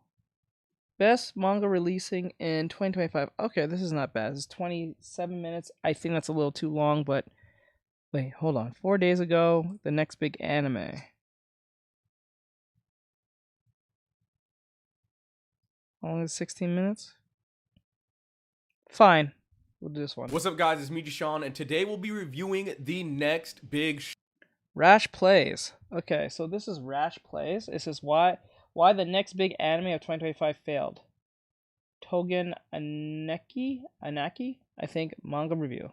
So this is a review on Togen Aneki. I think I'm saying it right, or I'm probably saying it wrong. Not totally sure, but we'll see. Shonen Togen Anki. Now, I've been excited to read this manga for a very long time, and I've kept putting it back, but now I finally got the chance to read it. So to start things off, the premise of the manga would be two warring organizations, the Onis and the Momotaro. These two groups have been waging war between one another for thousands upon thousands of years. It would be loosely based off of the legend of Momotaro, a Japanese story about a boy named Momotaro going to an island of ogres and slaying all of them. This would be one of the more interesting premises I've seen in a manga, with the Oni faction and Momotaro faction both being descendants of Momotaro and the Onis from this story. It gives this manga a very interesting sense of depth to it that really fleshes out the world and its characters that much more. And the same can be said with how this is incorporated into the power system and the symbolism that is used in that same power system. For example, the Onis use blood, and on the other hand, the Momotaro would use bacteria. Because the Onis are born demons, their bloods would be cursed. By blood and birthright, they are basically fated to die. And the Momotaro are the bacteria that will kill the Oni. In terms of writing, the series does have a decent amount of depth with it, which I'll be talking about more later. But other than that, this story would follow our main character Shiki, who was born to be a Oni, but his father would also be a Momotaro. One day, another Momotaro would hunt down Shiki and his father, and this would take his life in a completely different direction, because he'd no longer be able to live as a human. And in order to survive, he would have to join the Oni's military academy. I know this is not exactly the same, but premise-wise, this kind of sounds like Blue Exorcist. To a certain degree. Where he would go to school with other Onis in his predicament, and we get fed the same anime character in high school type of thing, with a quirky cast of characters, of course. It's nothing new, but at the beginning of this manga, it was executed so well. I was addicted to it and excited to see what would happen next, because this manga has so much potential. Shiki's rival character, or Dutragonist, was so amazing alongside of his master. Mudano were some of the sole reasons as to why I wanted to keep reading this manga. Amazing and interesting characters right off the bat, alongside having such dope designs. But for the mangaka to produce such amazing characters such as Jin, Mudano, and Shiki, you definitely get a lot of shortcomings with the rest of the cast. And it's so infuriating. He puts so much work on these good characters, but the rest feels so neglected. In cookie cutter, it can take you out of the reading experience. We have Shiki, Jin, Mudano, and stereotypes. And there's nothing wrong with making stereotype characters, as long as you can at least do something interesting and entertaining with them, or at the bare minimum do something to make these stereotypes stand out. But this author does not do that whatsoever. In fact, he gives them some of the most dog shit dialogue I've ever read in my entire life. One of the characters is an otaku. Rather than making an entertaining otaku character like Rintaro or Daru from Steins Gate, you are constantly fed stupid shit like this guy always complaining about somebody being a normie. Or during a moment we're all fearing for our lives, he says something like, "My dream is to go on a date with a girl in uniform and then go to her house and lose my virginity." As he's speaking to another female character. "No, let's lose the virginity right now. What do you say?" Now I'm all for comedy moments in manga, but there's two things missing here. One, the pacing to make this an actual good joke. And two, the punchline. Because who the fuck read this and actually laughed? There's so many times where because this series is edgy, obviously. And sadly, there's gonna be that one kid who says that thinks it's funny. There's always one. These shitty ass gag moments, and you will not laugh at all, and it just horrible. It's not Ray bad, but please, if you're gonna try to be funny, can you make me laugh one time out of the 100 shitty jokes that you tell? All of these side characters are the epitome of this otaku stereotype. Cute, socially awkward anime girl. The hothead. Beta male bait MILF character that simps and will do anything for her man, especially taking care of him. With the milkers to match! Honestly, this takes the reward for worst squad I've ever seen in any manga. None of them have personality and you don't really care about them outside of Anxiety Guy, Jin, and Shiki. It's annoying because if the creator would have been more consistent with making good characters, this could have been one of the best squads we ever would have seen. I could only imagine if the rest of the cast were as good as Jin, Shiki, and Mudano, or even given half the amount of depth. Even the side characters' abilities suck compared to these characters. Shiki has a blood rifle, amazing. Jin has blood saws. Mudano uses a blood umbrella and makes a bunch of Japanese-themed blood attacks. I'm not gonna lie, as cool as that sounds, like in retrospect, they must stink. Blood stinks. It smells like zinc and metal. The smell of blood must be wild. Oh god. Simp girl makes bloody fists. Hothead plays the lottery and gets a random weapon. So pretty much they just Dead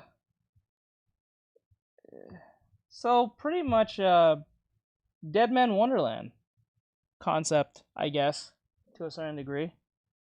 And then I guess Hunter x Hunter with that whole get a random weapon depending on what the situation may be. Otaku has generic search ability. Girl makes giant blood monster. Anxiety Guy uses Senbon Zakura. I hate to be that guy, but it's kinda mid. With the Oni and Momotaro fighting each other, we get a lot of discussion on what it means to be human and what it means to be a demon. And this would lead to a lot of black and white parallels within this story. For example, Shiki's father protected him and saved him despite being a Momotaro and loved Shiki. Jin's father, on the other hand, ended up killing his entire family. Both of them had Momotaro fathers, but they each experienced their own different outcome.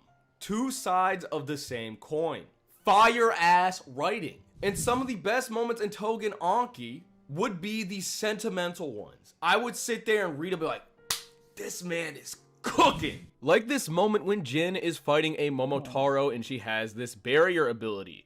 Basically, she could trap you inside of this barrier of bacteria and nobody can get out. He's trapped inside and he could probably cut his way out of this box, but in order to use his ability, he has to concentrate. And obviously, that's hard to do while you're being crushed to death. He takes a moment to think and he recollects a time when he was homeless and sleeping in an air vent. He thinks of this horrible moment from his life where he was a child and was comfortable enough to sleep in this tight space. He eventually cuts himself out of the box and says, "There was a time when I used to sleep in the ducts of an abandoned building. It was filthy and the stench was horrible. Compared to that place, the box was pretty okay." This moment struck me. Fire! You subtly gave us character backstory in depth while incorporating it into the fight, making both the fight and that character way more interesting. Moments like these are the manga's best, but they're so few and far between. If this manga did more things like this, it would be peak. Another good thing this manga does is that when it gives the villains a backstory, you do not blame them for being evil. One of the Momotaro brutally kills kids. As a reader, you think that's a bit harsh and OD until you get his backstory where he let one of these Oni kids get away and it went berserk, killed his family and the entire town the kid fled to. When these characters feel human and not like soulless stereotypes, or in this case when the author isn't being lazy, you get some of the most fire writing ever. But unfortunately, it's just not consistent enough.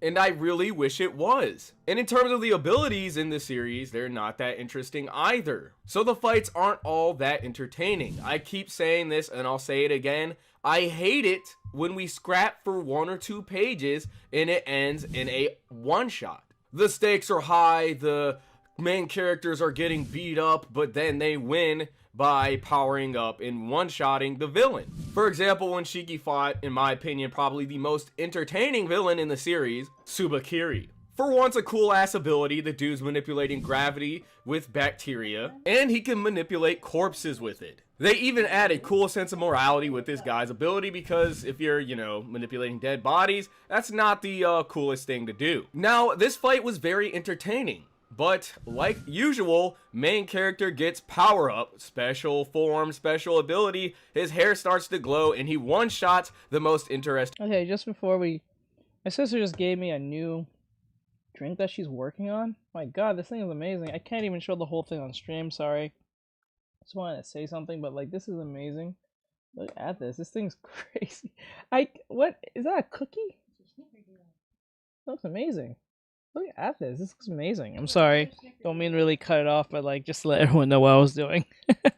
Character by far. And at first I let it slide, but this happens quite a lot. Alongside with my gripes with the fights. They're not interesting enough. The main characters and other characters will win by one shot, or Mudano will beat these other villains in the simplest ways. Ooh, you didn't watch the ground and my blood droplets were on the ground, so I hit you. So I'm supposed to believe this elite fighter didn't look at the ground, forgot that his opponent's ability was blood-based, got hit by that, gets hit by Mudano's broken let me conjure dragons ability, and basically comes out unscathed, no real damage, when these dragons should have torn him to shreds. I really hate it when we get a big ass attack and it does no damage and it only gives the main villain some scratches and they get away. What a generic anime thing to do. I just hate to say it, but this manga does a lot of generic shit. Or another fight when Shiki is fighting his quote-unquote best friend that we don't really get any type of build-up with outside of them meeting one time. They literally just met, and you want me to care enough about their friendship as a reader for me to be moved by this fight that they're having. Well, I was not moved because there was nothing developed outside of them hanging out one time. It was a good idea, and this could have been executed much better if it would have had better pacing and some real build-up. But instead, we are given a lackluster fight where this best friend just somehow has the same exact ability as our main character, and our main character has to find a way to beat him. Oh, this guy can make more guns than me. How is he gonna beat him? What's the entertaining way? I just gotta make more guns. And in typical generic shonen fashion, he just somehow does it. What makes Jujutsu Kaisen entertaining and Hunter x Hunter entertaining with their fights, even Bleach, is because all these fights feel like puzzles, and they develop smart and interesting ways to counter their abilities. Now if the main character just is like, oh, this guy is fighting with 10 swords and I have 1 sword, instead of making it interesting, like, oh, he could skillfully fight this man with 10 swords with his 1 sword and really flex the main character's skills and abilities, no, I'm just gonna make more swords and that's the fight. Or just give them a giant broken power-up. Boring.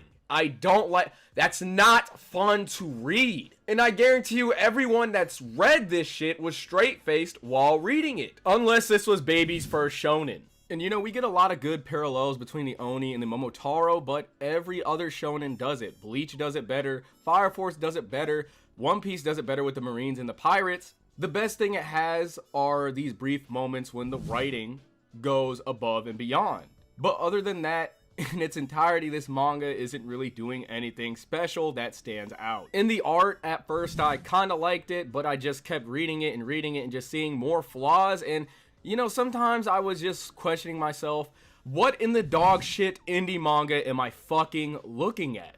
I said this before in my Ga Ray review, stop drawing ugly ass shit. There are some amazing panels and then very painful amateurish ones as well. Again, lacking consistency just like the writing and the characters. As a whole, this manga just isn't very consistent. It's just really cringe trying to see him draw a good-looking waifu, and all I really see is a bunch of Twitter MILFs that I'd see be drawn by an amateur. This girl with the ponytail. Why does she have so many lines in her ponytails? Like, you did not have to texture it that hard. It's pretty off-putting, especially when the rest of her hair isn't even that rough. These other 2 characters just look ugly, and they just look like MILF bait. Can you just draw a normal female character that isn't ugly? And if you're gonna give them a rack, at least make them attractive. Take some notes from Hellsing or Drifters. This bitch was so ugly right here, it really just pulled me out of it. A very cringe and out of place scene where Shiki gets his blood drawn by this ugly ass bimbo. If you just go through some of these panels, they just look like they wouldn't be professional. And if you're gonna draw faceless characters, at least put some effort in. As for my final thoughts on Togen Anki, this series has so much style, but it just goes down the drain and feels like wasted potential. The author has some moments where he really shines and excels, even better than most. But for the most part, Togen Anki just isn't consistent enough for me to necessarily recommend this manga. Compared to other series that I've covered like Tower Dungeon, where you literally have to just go read that, this, honestly, you can miss it. It wouldn't be a big deal because it's not really that good. And I hate to say it because when I first saw this manga, it just seemed like it would be up my alley. But instead, I got a bunch of mid and the main character going berserk and turning into a bootleg carnage. Back then, this thing probably could have been big, but compared to today's shonen, it's not really even standing a chance. Even the power system with it being blood, he doesn't necessarily do anything interesting.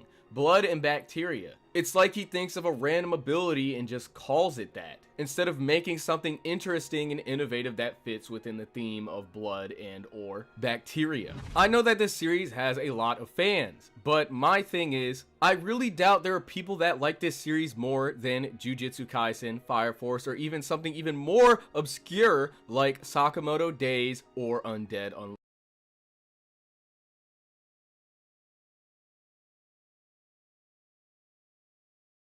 I'm not gonna lie, what this manga kind of reminds me of, it kind of reminds me of, it just gives me the vibe of like, what is it called? Kakabashi. I don't know why, it just gives me that vibe. It's not like even the same, they just kind of give me that vibe. Luck.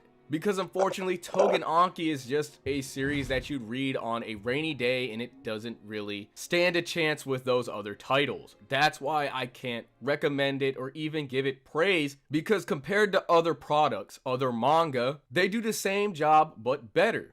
Shit, we can take an older manga like Dead Man Wonderland. Not only is it edgier, it has a better story and much better art. Dead Man Wonderland just shits on Togen Anki across the board. As cool as he makes the characters in Togen Anki, they're never touching Crow, and that's just the truth.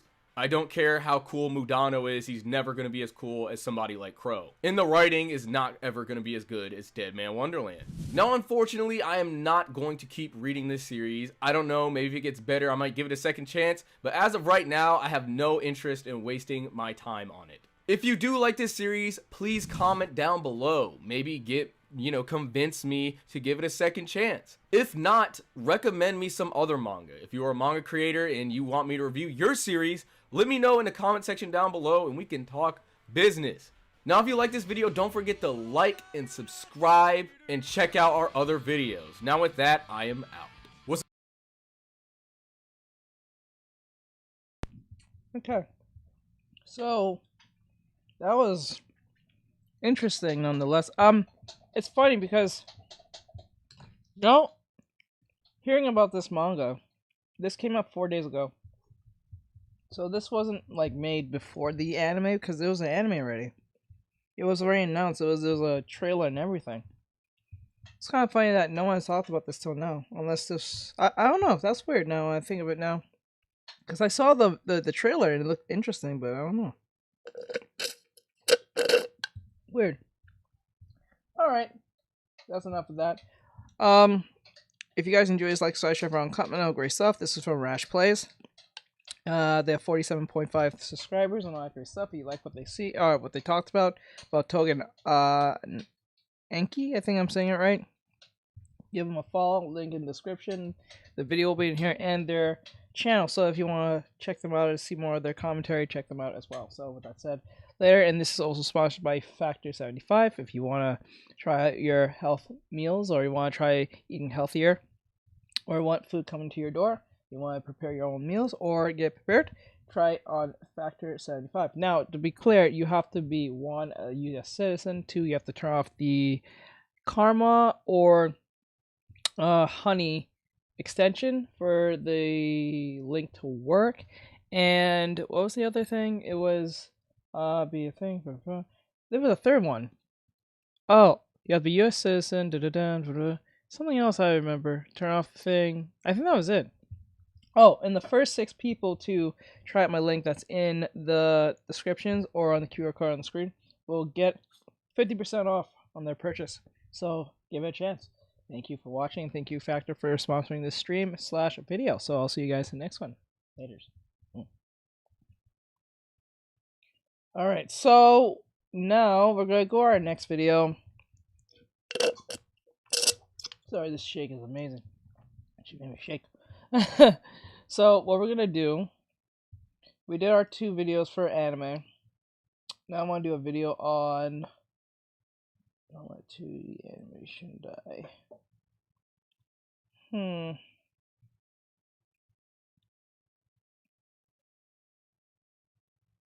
Okay, I'll play some Asmongold for now, because I have to get the song thing out of the way. Then we'll look at probably some art stuff. Taxes was. I don't have to announce this one because I'm not gonna make this into a video. It's just for it's left right now. So it says here, what the F is going on in New York? Something crazy is happening in New York, like usual. Nothing's never dull in New York and shit. So let's see what they say. New York City because it... Dude, is this video real? Like, what the hell? 39 stores are leaving New York City because of theft?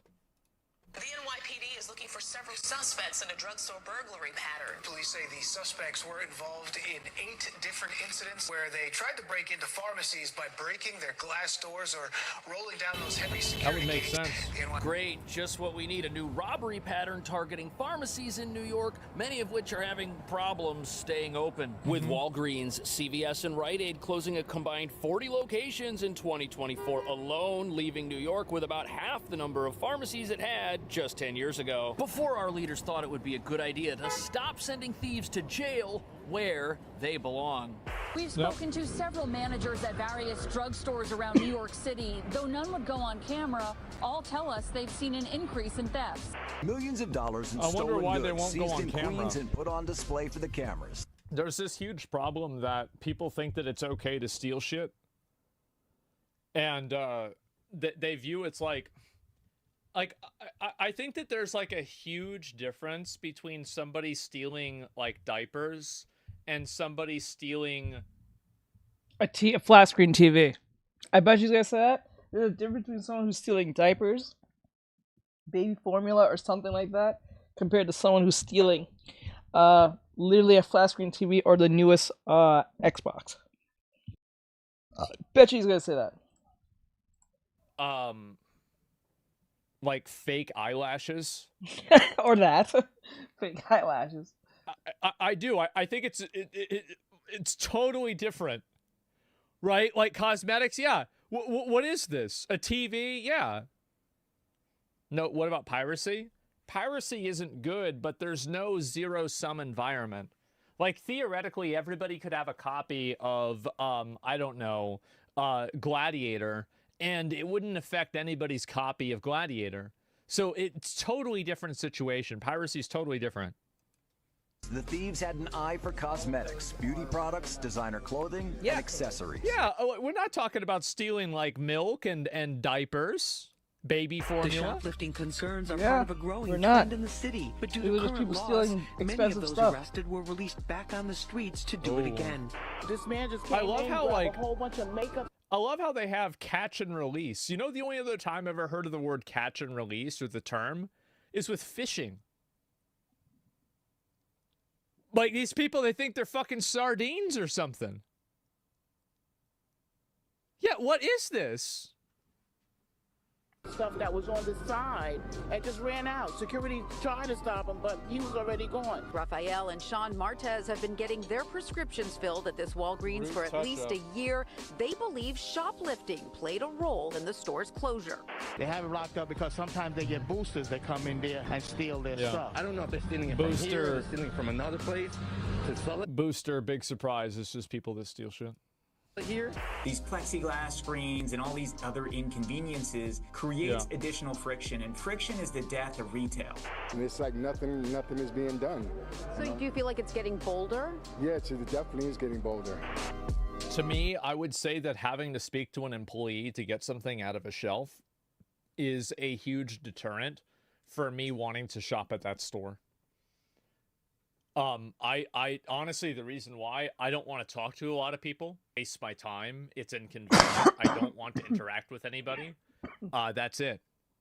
So American, really? I mean, I don't know. I feel like, and I think also there's like the component of it where there's like an implicit expectation that you're a thief. And so I think that people don't like, maybe I'm the only person that feels this way. I think people don't like that you're like pre-categorized as a person who would have been a thief, basically.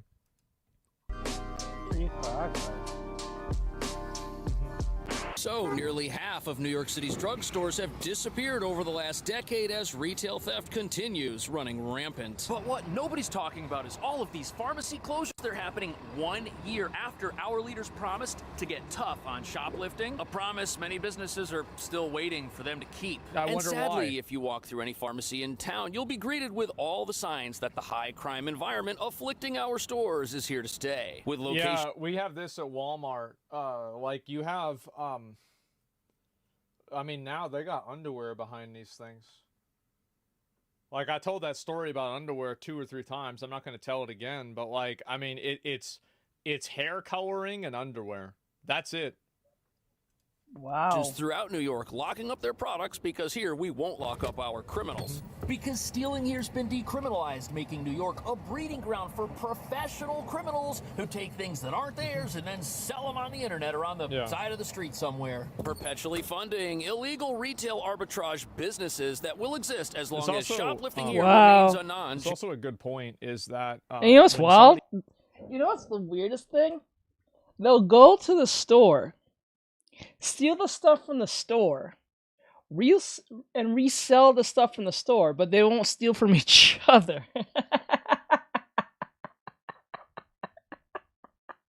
Don't anyone find that weird? You know what I'm saying? No one finds that strange? Am I the only one? No one finds it weird that they don't steal from each other? Like, in the midst of the stealing, they don't try to steal it from each other.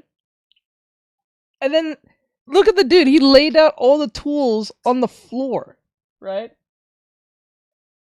Why is no one stealing from this dude on the floor? I don't get this. This is weird. This is so weird, bro. It's like, it's weird. I don't know. It's super weird. Super, super weird. Somebody steals something and then That they is resell weird it. as hell. That also takes away, like, effectively two That is so sales weird. from the company.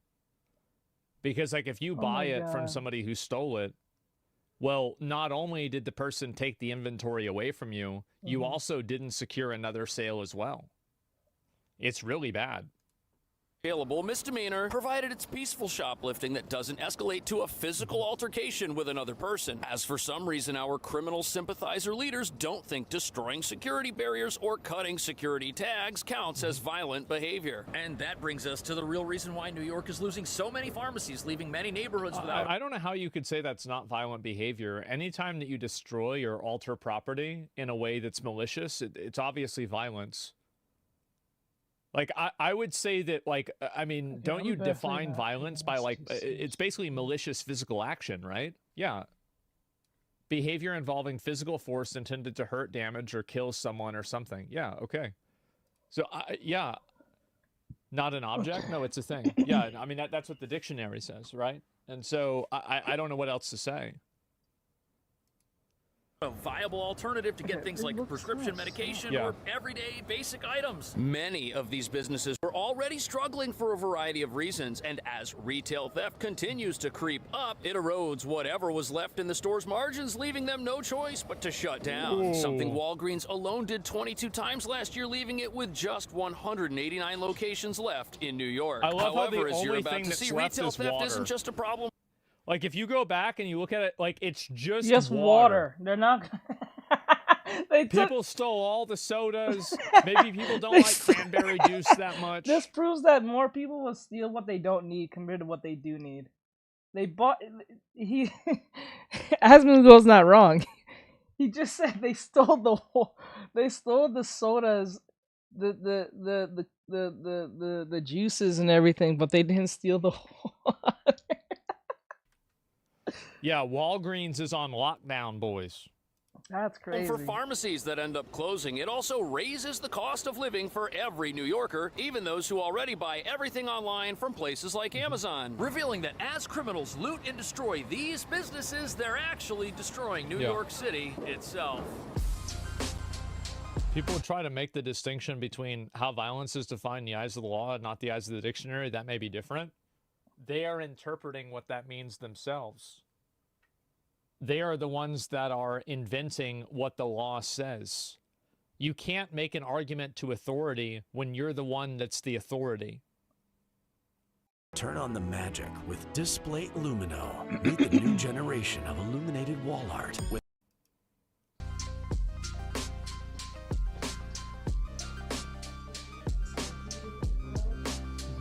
So New York City has obviously got a lot of former retail storefronts that have been shut down. But if you want to see what out-of-control retail theft is really doing to the city, take a look at the stores that are still open. Like this one, where pretty much everything is locked up behind plexiglass, except for low-demand products nobody's buying right now in New York, like sunscreen. Look at this. Even the picture of the product that is here, so you... Damn, we are this far? So they don't even have them locked. Oh, snap. They don't have them locked up. They have a picture of the item. Oh, crap. That's crazy. They don't have the product somewhere in the back, I believe, right? So they're not going to have the product.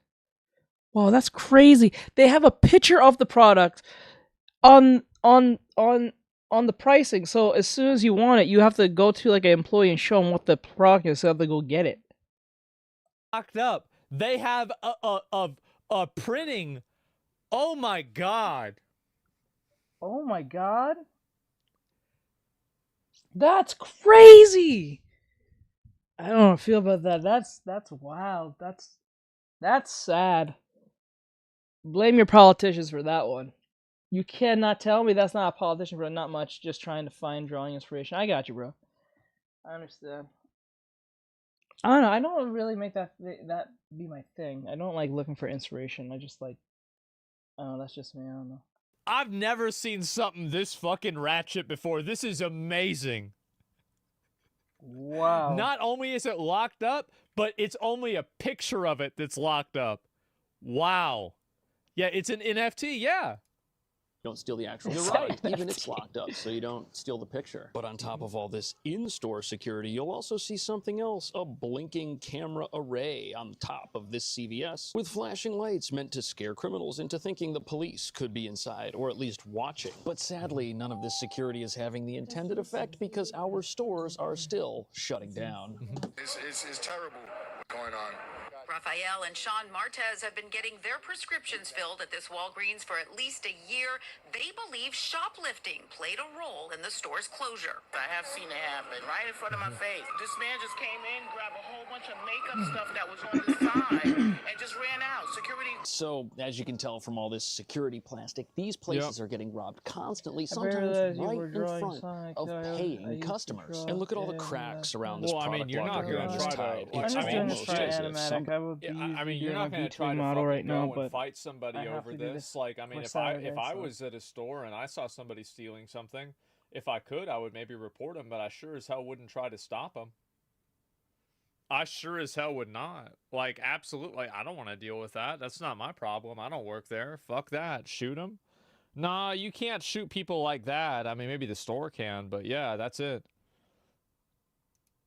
But he tried to tamper with this and break through it to get at the products underneath. And before we get into the unstoppable proportions this crime wave has now reached, look at who the real victims are from all this stealing. Now, of course, the store itself is a victim of crime, obviously, but the people who live near a place like this, they're the ones that suffer the most, because after a store like this is gone, where do they go to get the things they need and have relied on buying from it on a weekly basis? Apparently And not what there. about the people that work That at a guy, place like this? Once it's gone, where are they going to work? This is one of the big issues that I think a lot of people have. It's, yeah, he's like, where the fuck, not there.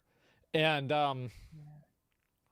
I think that there's another big issue is that a lot of people, they try to play this off as it's like kind of, oh, well, it's because people that are minorities get, you know, like get targeted by this more often. I think in poor areas, like, you're going to have more theft. I think that just makes sense. And if there's more minorities there, then yeah, that would be true. But when you have more theft and you don't have it, like, controlled, it hurts all of those people. Like, those are, like, the entire minority group that those thieves are a part of are all negatively affected by it. And it's kind of like what I was saying before about how it's like performative empathy, where it's like, oh, well, we're trying to help, you know, these minorities and we don't want to have them be unfairly targeted by police. But what I don't think that they realize is that by not giving these people in these communities the ability to like control their own, like their own stores, they have the stores leave, people lose jobs, and it just gets worse for everybody. Is it unfair? I think that there's definitely cases where police officers are racist and interactions happen with a person that is non-white or a white person. It could be a racist black officer towards a white person too. But like, I think I'm sure it happens, but it's not like you can't base everything off of that. These people care about their own community. They care about the effects. Well, what a lot of it is, I think, is that these people don't care about many of the people that are the biggest proponents of allowing people to steal things out of stores don't live in places where people are stealing things out of stores. Yeah. Unless they're the ones that are doing the stealing. Yes, he's right. I think he's right. So it's like this. It's like the people who are making those type of statements are not the people who are exposed to the stealing in front of them, or if they are, they're the ones doing the stealing. I just really just regurgitated what he said, but he was taking a little time to get to it. But literally, that's what that was.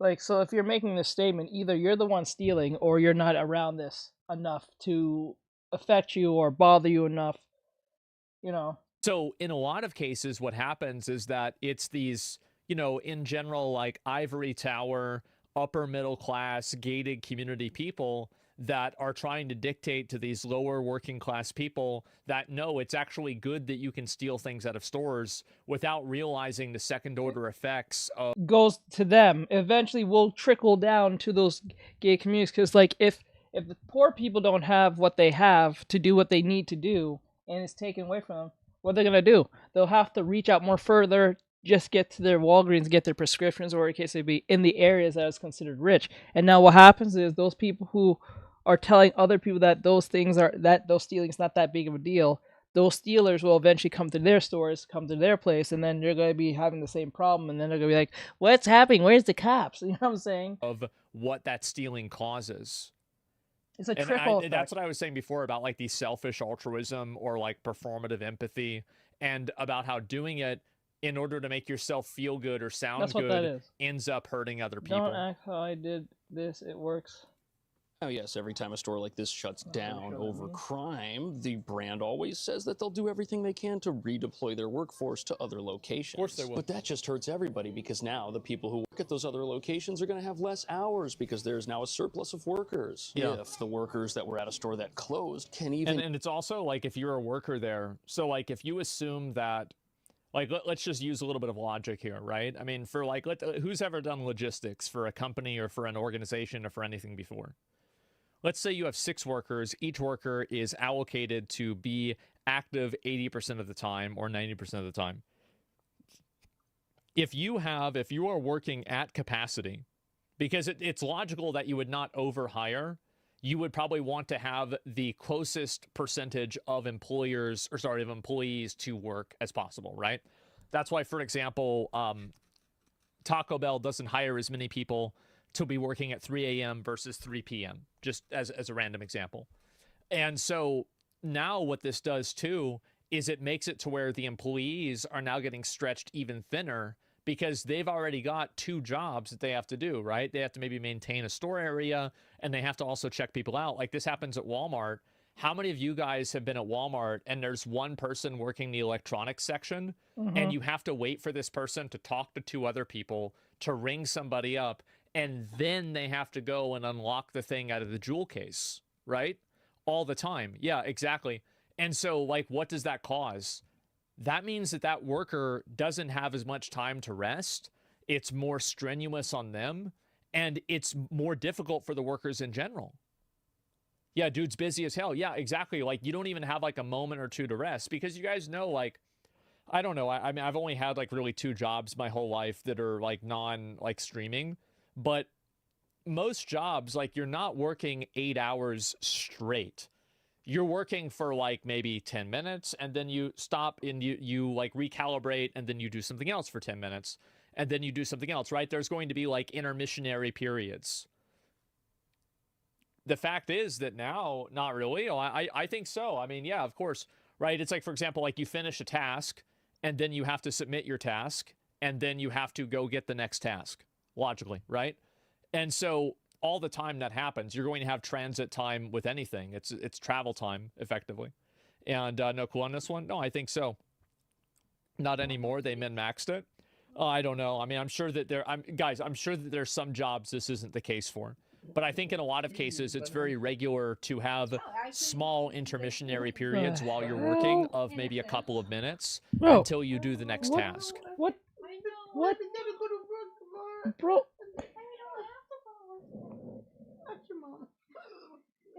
Oh, I got syrup. If you come from it, then I take it. Just take. Look at this. Look at this. What is this? No. Did she give you a spoon? No. What is this? I'm sorry, guys. I paused it. I didn't mean to pause it, but like. I don't. Oh, wait. Take a picture of this. Tell me what your sister made. I need better lighting. She took all the light.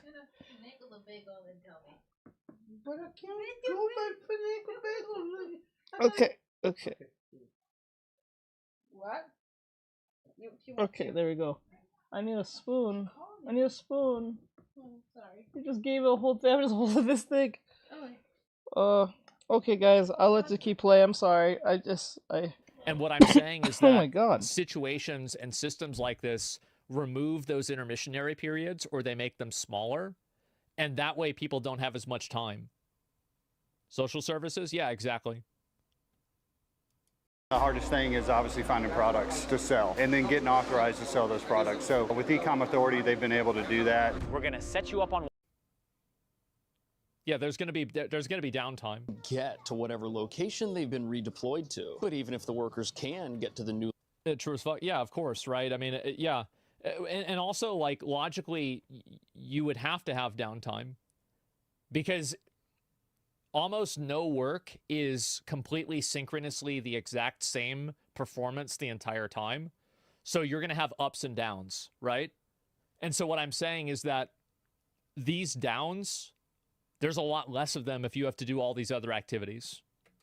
Location, so can the criminals. In fact, they ride around on the subway here for free because we don't care about fare evasion either. And that's the real problem here, because if customers need a new store to shop at and workers need a new store to work at, criminals, they're going to need a new store to steal from, and everybody's going to end up at whatever store is still hanging on. And hanging on is definitely the best way to describe it after one Upper East Side pharmacy closed. People do not like lawn chairs, apparently. Yeah, there you go. Surviving location said that they were getting robbed once an hour. And as you're about to see, closing stores is not going to put a stop to New York City's theft problems at all. In fact, it's only going to make it worse. Another guy, while he was chasing him, stole candy. And it's like nothing is being done.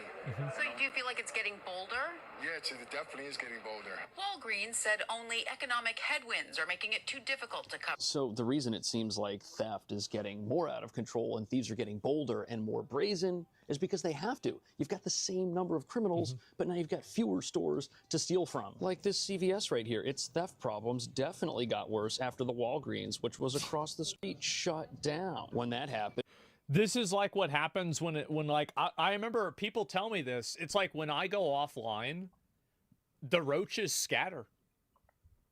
And like people will be like, yeah, so like I started getting a lot of sexist. Why do they keep telling me stop talking? Why is this dishwasher talking? Why are they saying this? Oh, Asman went offline. Oh, okay. Yeah, no, that makes sense. Any crime that was taking place split between the two stores now all has to happen at just one store. And you can tell from the lack of rust and dings in the paint on these cabinets that many of them are a recent installation here. And not only are many of these aisles completely walled off on both sides, you've also got that blinking security camera. The store's literally doing everything it can to deter crime. And that's because any surviving store is under more pressure now than it's ever been. And there's no way out from any of this. Well, it's like if there's 100 thieves in 100 stores, people are probably going to steal from one store, right? Not everybody's going to steal everything from the same store because then you're going to run out of stuff. Like if you were stealing and everybody was stealing out of the same McDonald's or the same Walgreens, and you keep showing up with your bag and then all the expensive stuff is gone, you're going to say, fuck this, I want to go to the other Walgreens. Right? Let's be honest, right? I mean, yeah, you're going to go to the other Walgreens, like, fuck that. And so, but if there's only 10 Walgreens, you got to deal with 10 thieves in each one. The DoorDash table gets raided a lot. Bro, if you are down bad so much that you have to be raiding the DoorDash table, like, how do you get there? I work in loss prevention, and the high shrink loss stores will intentionally overstock to keep a product available for customers. They surplus those stores not only to keep them in stock, but also to pad numbers. Good. Well, I need to start stealing pepper beef jerky then. Because I go to the store and they have every kind except for the kind I want. And I'm tired of it, man. It's pissing me off. Unless, of course, laws were to be passed that made crime again. But since that's not happening, every single thing you see here are the last moves of a store that probably won't be here for. You got to remember Listerine. Well, we played that game, right? The mouthwashing game. It's bad. It's real bad. Forever. But you know, the real problem is all of this product security. It doesn't just deter thieves, it also deters customers. These plexiglass screens and all these other inconveniences that are added to customers who are simply there to make a purchase creates additional friction, and friction is the death of retail. Walgreens. He's completely fucking right. Absolutely. Perfectly stated. Said in a statement. Friction is the death of retail. He's 100% right. And if it takes longer to buy things in a physical store, less people are going to put up with that. But it's not just the inconvenience factor that's a big deal here. All this security costs money. It's not free because every time somebody wants to buy something, they need a human to help them get it. And that costs money. And that money. Well, see, this is... A lot of people don't understand, like, allocation of time and like time management skills and optimization of those skills. So every employee's output is going to be min-max to the highest percentage that the company can realistically put it at, right? That's what you guys are saying, obviously. So this now is like, let's say an employee is operating at 95% efficiency. If this increases the amount of work they have to do by 10%, now they're over efficiency and now a new employee has to be hired or the quality of service goes down. So it actually makes everything cost more money.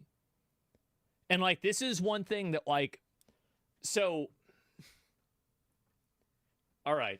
This is a WoW analogy. One thing that I would fucking hate about gold guides, I would hate this so much. There would be two things I hated. Number one, gold guides that were made with no context of supply and demand. Number one. Number two, or with price and demand, wherever you want to look at it, depending on the product, right, or the item. Another thing is that gold guides that do not take into account travel time, transit time, reset time, loading time, ready time, cooldown time, and everything else. All of these things you need to itemize and figure out how much each of these individual little things take and then multiply it over 8 hours, and you will see that, let's say, if every employee, think about it like this. If you have, what would be the math for this? You don't have 16 employees. But let's say you had 16 employees and every single employee worked 8 hours a day and 30 minutes of that day need to be dedicated in order to like unlock things. Now you need to hire an entire new employee in order to maintain the same level of efficiency. Crazy. It can only come from one place. Just look at the price of this deodorant. It's absolutely expensive, almost $20, when a 3-pack of the exact same stuff costs $23 on Amazon right now. That's crazy. And if prices are going up and convenience is going down, what reason is there to even shop in a physical store anymore? You'd literally that's actually, he brings up a really good point, and I think that's what that Indian guy was saying on the video, is that basically, these stores are already losing a lot of market share to things that are more convenient, like Amazon Prime. And so now, when you add this extra barrier to entry, it makes it even easier for people to transition over to somewhere else.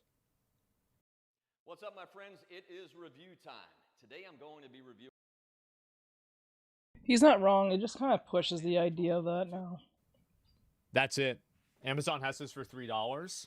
Well, not only do they have it for $3, they also have it with Amazon comes to my house. Yeah, it's delivered directly to your door.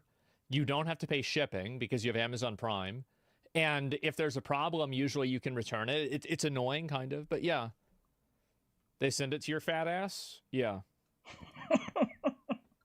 Have to be desperate for some overpriced item and need it immediately for some sudden purpose to even go into one of these places. But if things are 3 times the price of what you can get them for on the internet, people change their habits, and most people And that's also another big issue, is that the prices on the internet are not amortized, or like, they're not factored into the entire price of like the value, right? Because like if you're selling things on the internet, you're not factoring in shrink in the same way. Shrink is stealing. in the same way that you would be than if you have a retail store inside of New York City. It's just like it's making it to where these stores basically can't fucking exist other than being loot boxes. Yeah. They're willing to wait a couple of days to get their dryer sheets. Just order your dryer sheets ahead of time. That way you don't have to run out and then come into a store and pay more than you'd pay on the internet. Exactly. However, the internet is a double-edged sword because it's both the cure for in-store theft and the cause of in-store theft in many cases. Because although you can't steal these cleaning products from Amazon as it's online, someone else could steal them from a place like this and then resell them back to you. And that is the whole reason stores like this, no matter how well guarded they are, may not have a whole lot of time left, at least in this city. I think that's true. I think that right now we're You know, this might sound extreme, and it probably is, but if you really want to deter this problem, not only that you may have to have soldiers in the stores, but you have to use lethal force.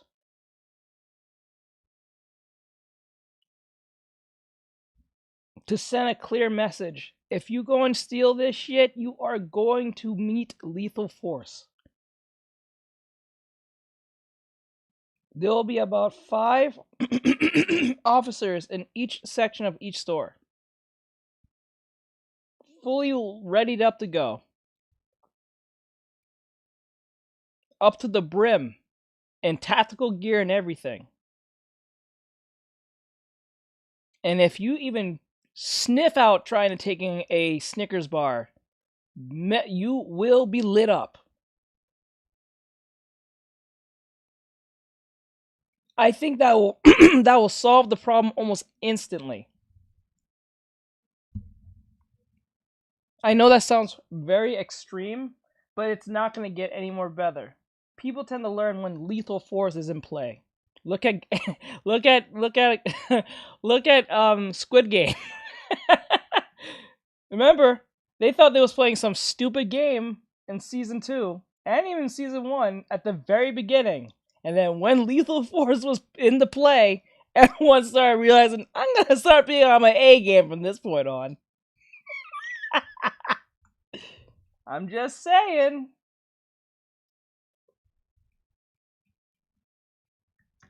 I think that makes total sense. And if you try to attack these officers who are fit up to the brim like a SWAT member, you will get a felony. Almost instantly. It will solve this problem almost instantly. When you say things like this, oh, you're being overdramatic, you're taking it to a level. It's just stuff, bro. Okay, when they start stealing stuff in your area, you can't get milk? Well, you gotta tell that to your children, or your kids, or your wife, or your girlfriend, boyfriend. You can't get milk at the store anymore. You can't buy eggs. Can't buy food. You can't buy clothes. Because all you like clothes so damn much. You can't get that new game. Well, you can probably get it online from Steam or whatever the hell. But you can't get those products the way you want. You can't just run to the store. You gotta pay more money online now. Give Jeff Bezos his money. Go make him more richer. Go ahead. Go ahead. This is just a store, bro. Make Jeff Bezos slightly more richer now from that point on. Since all you don't really like people who are rich anyway, and bald head dudes who look like supervillains anyway. So like, let Lex Luthor get his shine, bruh. Go ahead. Do it. Remember, y'all was the same people who didn't want to be on the Zuckerberg app for whatever reason. And that don't cost you a damn thing. That don't cost you a thing. It just makes it make sense. In like a transitionary period, and Amazon already has stores that function this way. I think the future of retail stores are going to be places where you can go inside. Like, I think that there's going to be a trend, like right now, like, you know how like McDonald's is moving away from a lot of customer service and a lot of the McDonald's experience to become a much more corporate min-maxed system, right? Like, I feel like anybody can see that. So I think that's going to keep going, and that's going to keep going for maybe like 10 more years, right? Maybe 15 more years.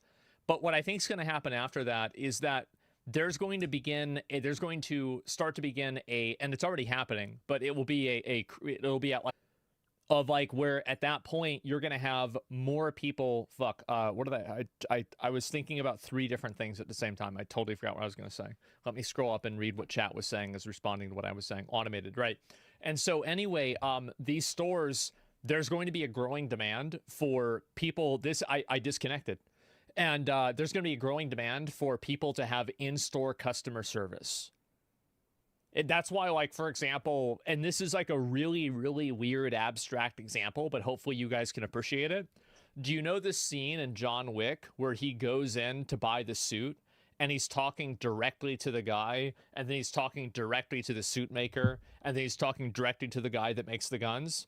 People like that type of in-person personal service, right? And it's seen as, oh, wow, this guy's a fucking G. So, like, the idea is that this is a high-value, high-status type of service. Okay. And regardless of whether it's selling you a machine gun or selling you, a machine toy gun, it doesn't matter. It's the same thing. And so the point is that I think that after about 15 years or so, we're going to see a resurgence of retail stores that have actual customer experience people there that are designed to kind of help you with your purchase. And you see a little bit of that now with like luxury stores. Like if you ever go inside of, how many of you guys have ever been inside of like one of these like stupid overpriced stores like Armani or whatever? They'll immediately have somebody on you. Maybe the reason why is because they saw me and they were like, oh. Homeless good. Yeah. Yeah. Watch him. Watch him. Make sure he doesn't do anything. He's not gonna, that probably did happen. If that's the guy from that's last probably week, what don't let him happened. shit Hey, on the floor again. what's up, Risky? Yeah, so they have no idea, right? And anyway, oh, this guy. So you're going to see a watch growing him. resurgence in demand for like the customer experience. I think in 10 to 15 years, that's going to happen to an extent that it will be met by a retail store that ends up making profit because of it.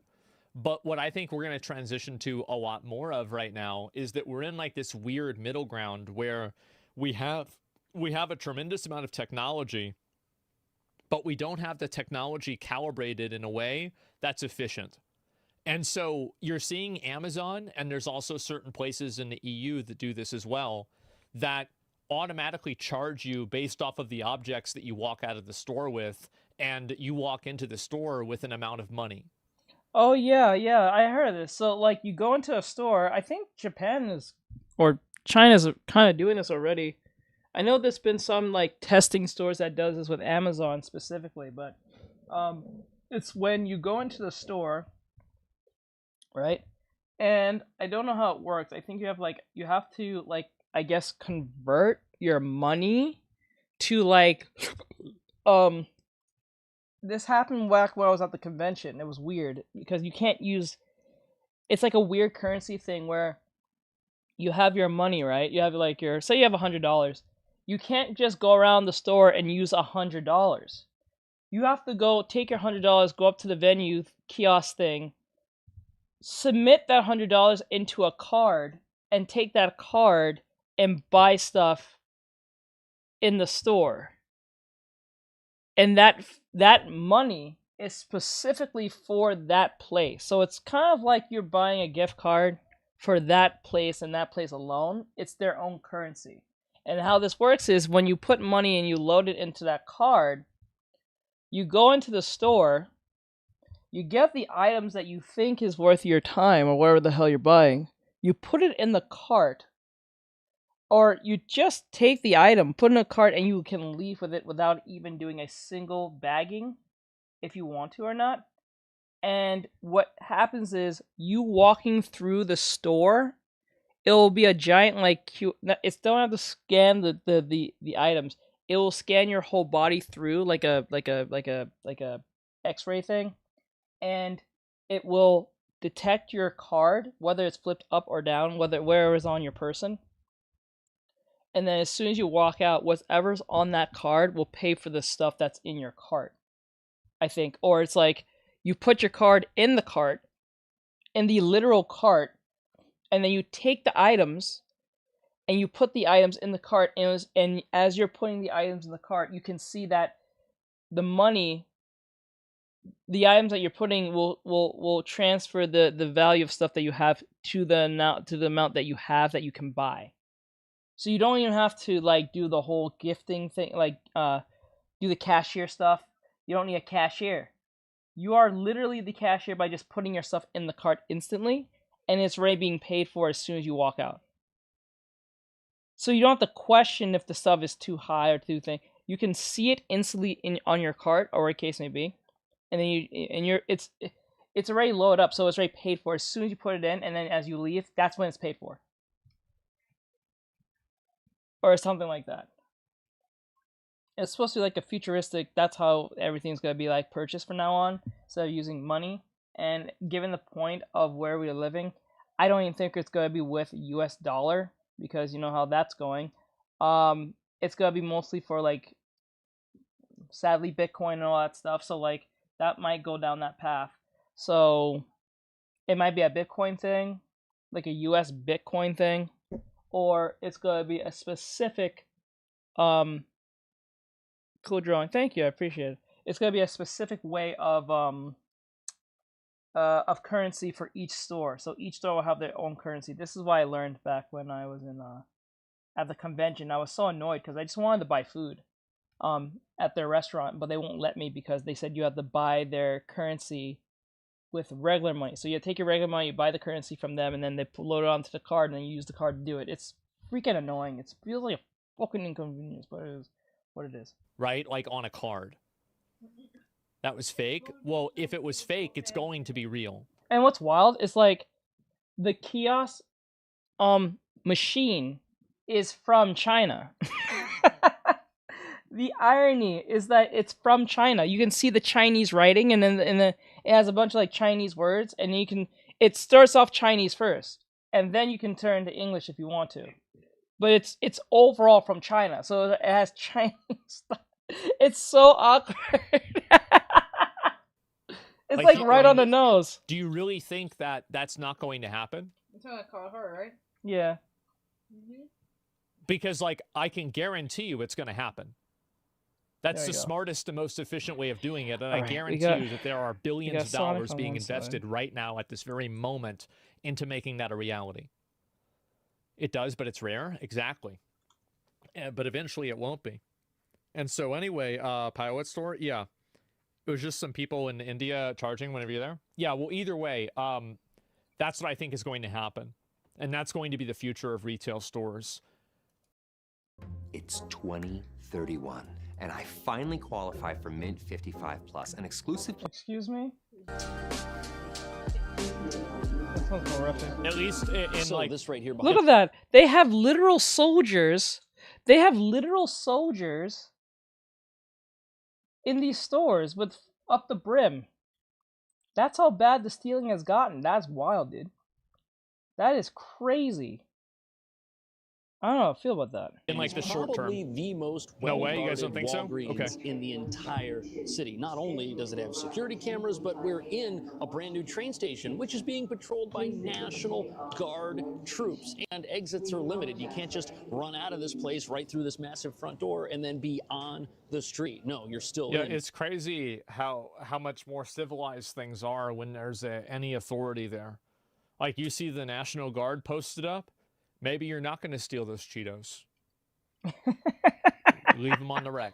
Leave them on the rack, bro. Not today. Not today. A facility which is being... And this is another component, too, is that a lot of people think that criminals are like these like stupid animals that can't figure out what's going on and they just can't control themselves. Most criminals make conscious decisions to minimize risk. And that's the reason why, and I bet a lot of places, like, people will probably be less likely to break into a house if the person owning in the house can't own a gun.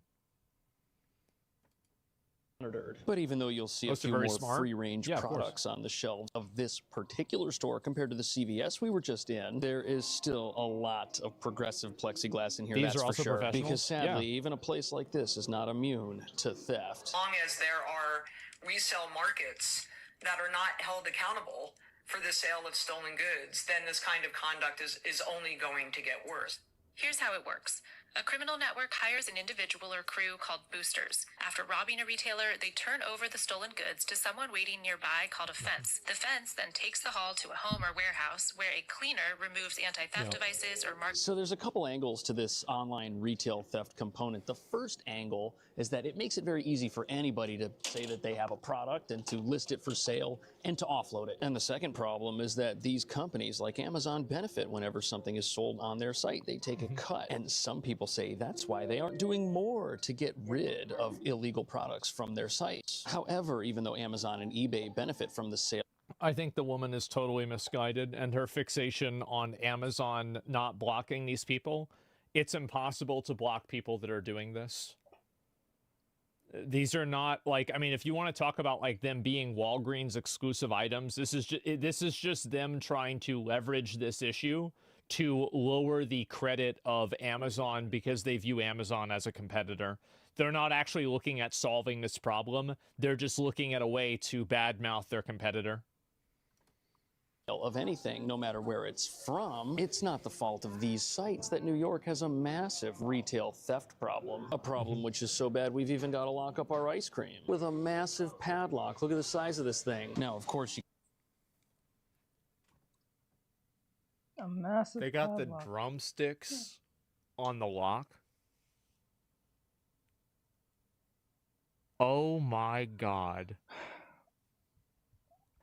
What? Can't sell ice That's cream the drumsticks on a lock? on a lock? In New York City, which is why this stuff too is locked up. This is revealing ridiculous. that it is not the fault of the internet alone that New York has a $4.4 billion shoplifting economy. But before we get into the other ways stolen products are offloaded in this city that is unique to it, it's important to understand that even if Amazon stamped out every illegal listing on their entire site, this stuff, it would still get taken and it would still end up somewhere else because people who steal want money.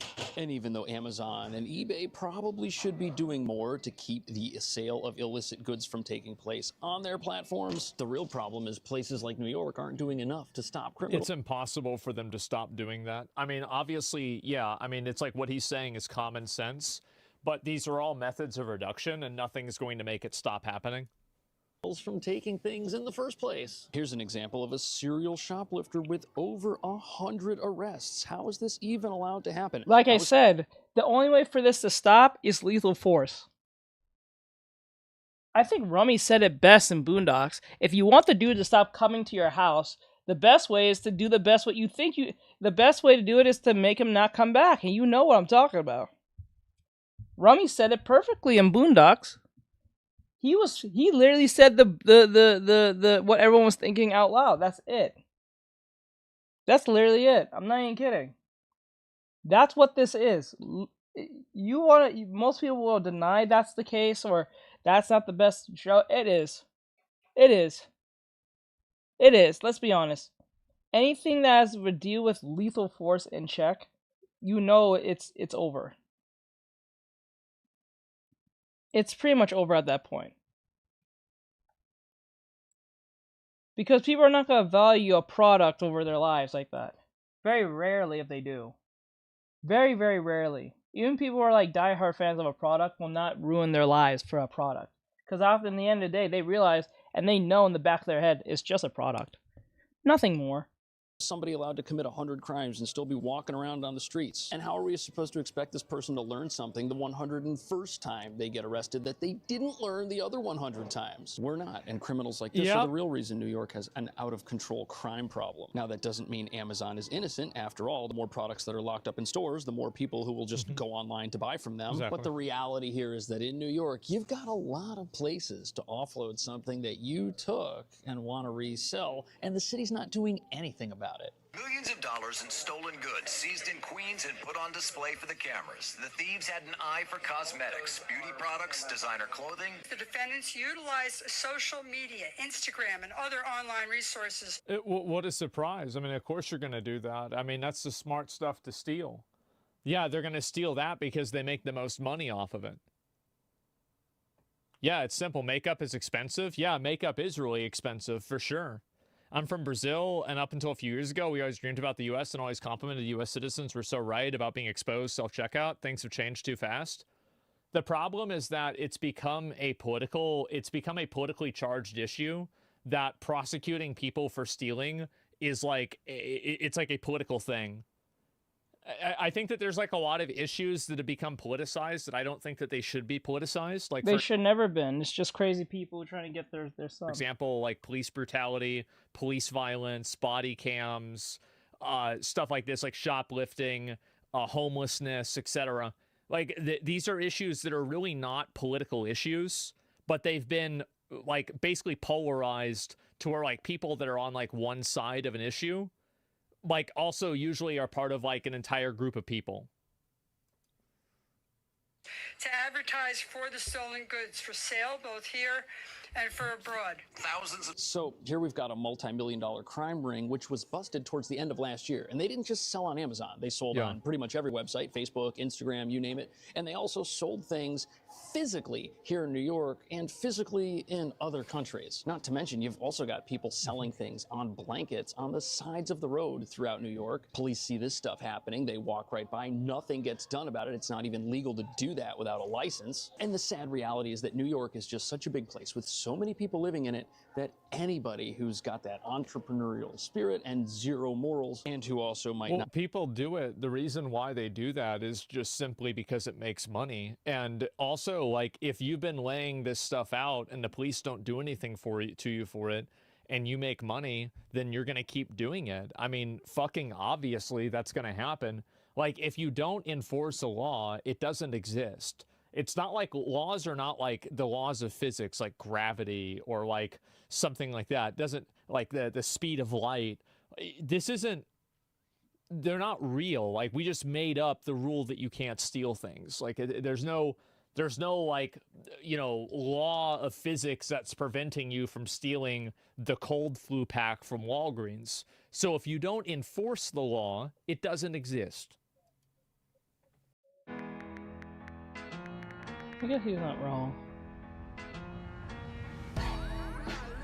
Now, not have the computer skills necessary to take pictures of stuff on their phone and then list it for sale on a website, they can make money in a number of ways. The first thing they can do would be to take the products they steal to somebody else who wants to sell them online. They could also unload them from a suitcase and sell them themselves if they want to. Or in the case of food, they could take this food to a nearby deli or bodega. That's why the ice cream is locked up. It gets stolen and then gets transported to another store where it then gets resold. This happens with clothes as well. There was a quote-unquote cosmetics store that was selling stolen goods from stores like Macy's, and it existed around the corner from Macy's in a physical location where customers...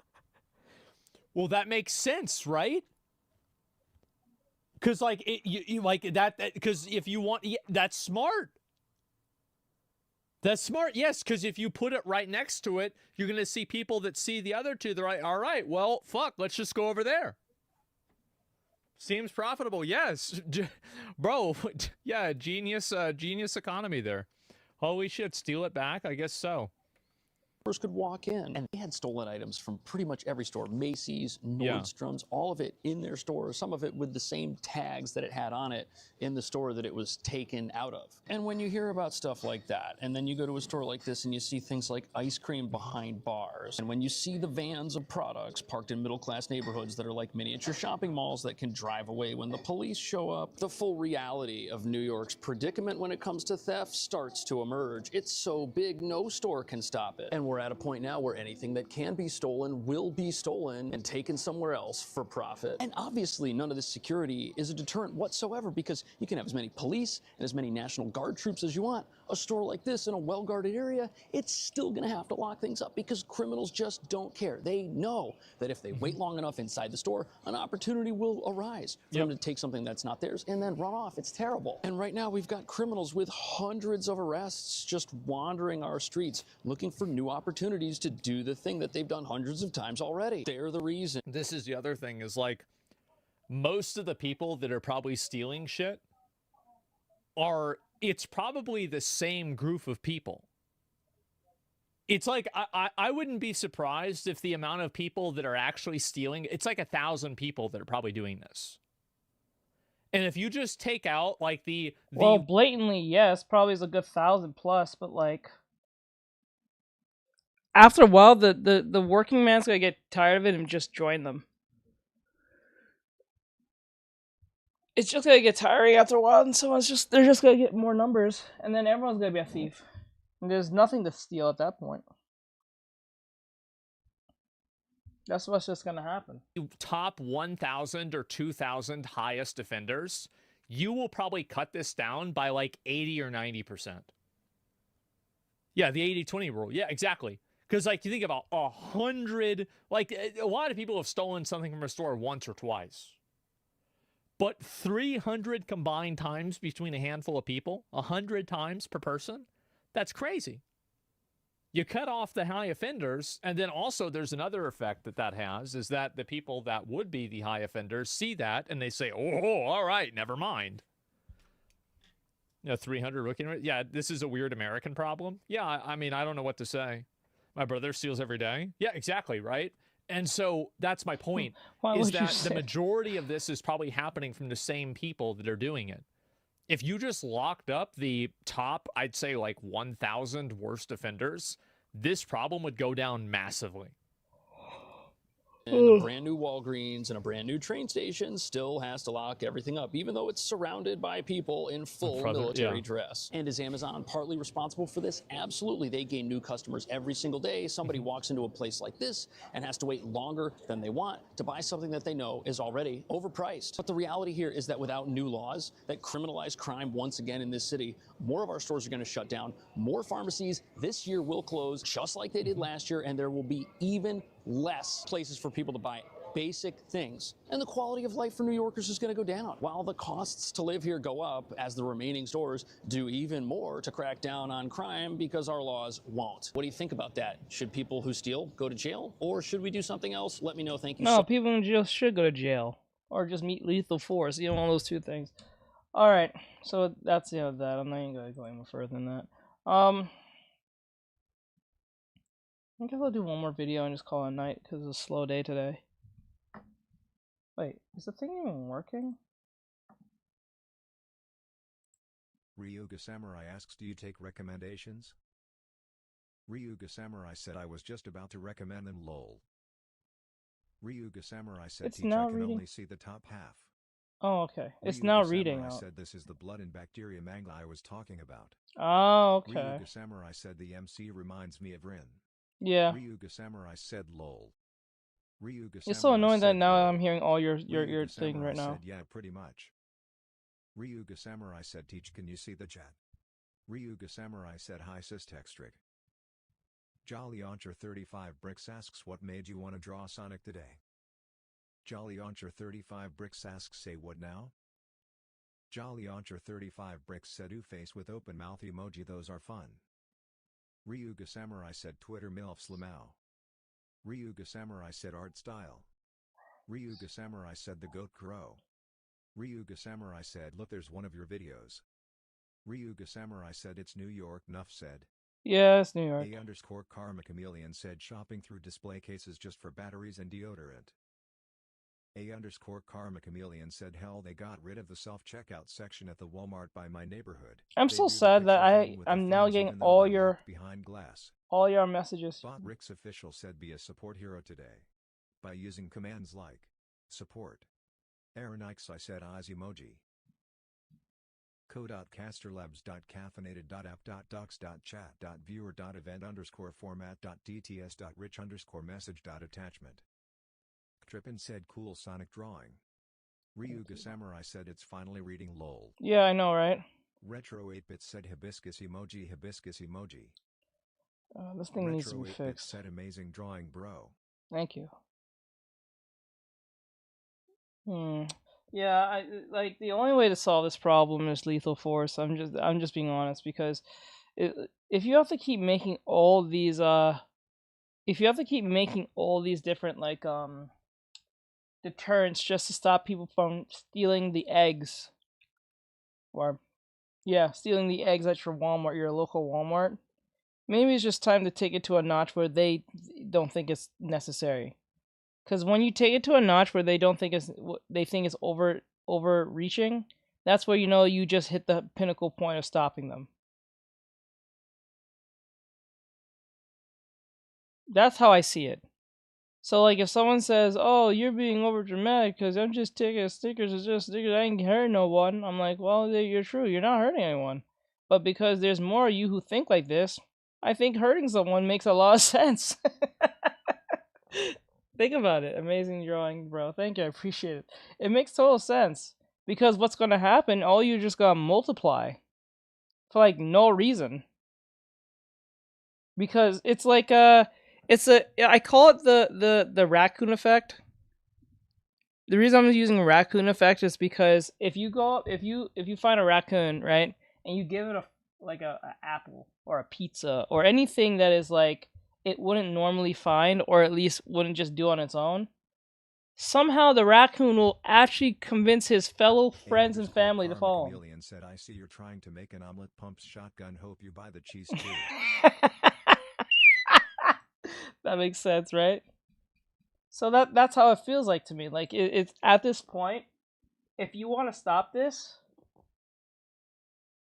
gang raids New York mini mart, police arrest owner. What? Oh god.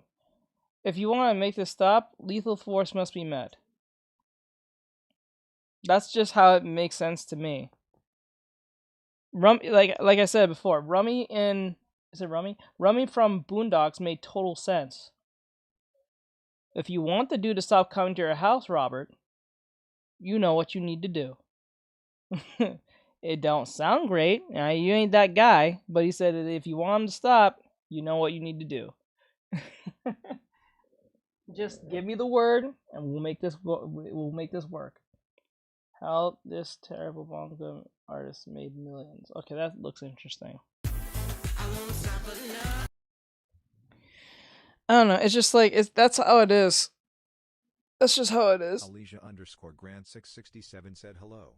Hello. Alicia_Grant667 said just followed you. Oh god, here we go. Another one.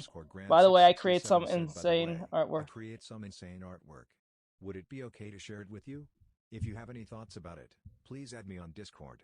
Alicia_Grant. You are not real. Why do you all do this? Why is all the bots like this? Why are all the bots like this? Why are they built like this? Why do they keep constantly wanting to go to their shitty Discord? Why? I hate Discord. I hate that fucking thing. Anyway, this is from Sodox. Sudox? SWODOX. I feel like I'm saying that wrong. Sudox. I think that's how it goes. How this terrible manga artist made millions. I guess they're referring to Attack on Titan. I guess. Ryuga Samurai said good grief. Let's see how this goes.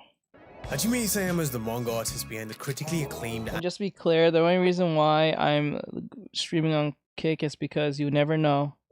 You truly never know what can pop off on these platforms. So as much as I hate the bots, you never know. Anime giant, Attack on Titan. But when bro decided to enter into a manga competition at 21 years old, the judges labeled him the worst artist in the competition's history. So how did this broke and insecure 21-year-old working out of an internet cafe with scratchy lines, wonky proportions, and whatever the this is, going to sell hundreds and millions of copies and create one of the biggest anime franchises of the 2010s? See, and it's because of things like this. This is why I don't put on TikTok. That would have got me banned almost instantly. You see, I wondered the same thing when I decided to read AOT after its first season. And even though I was about 12 years old, I could tell those drawings were terrible. So I went down the rabbit hole, and what started off as genuine curiosity actually revealed a story which inspired me to pick up the pen, and it could do so for you as well.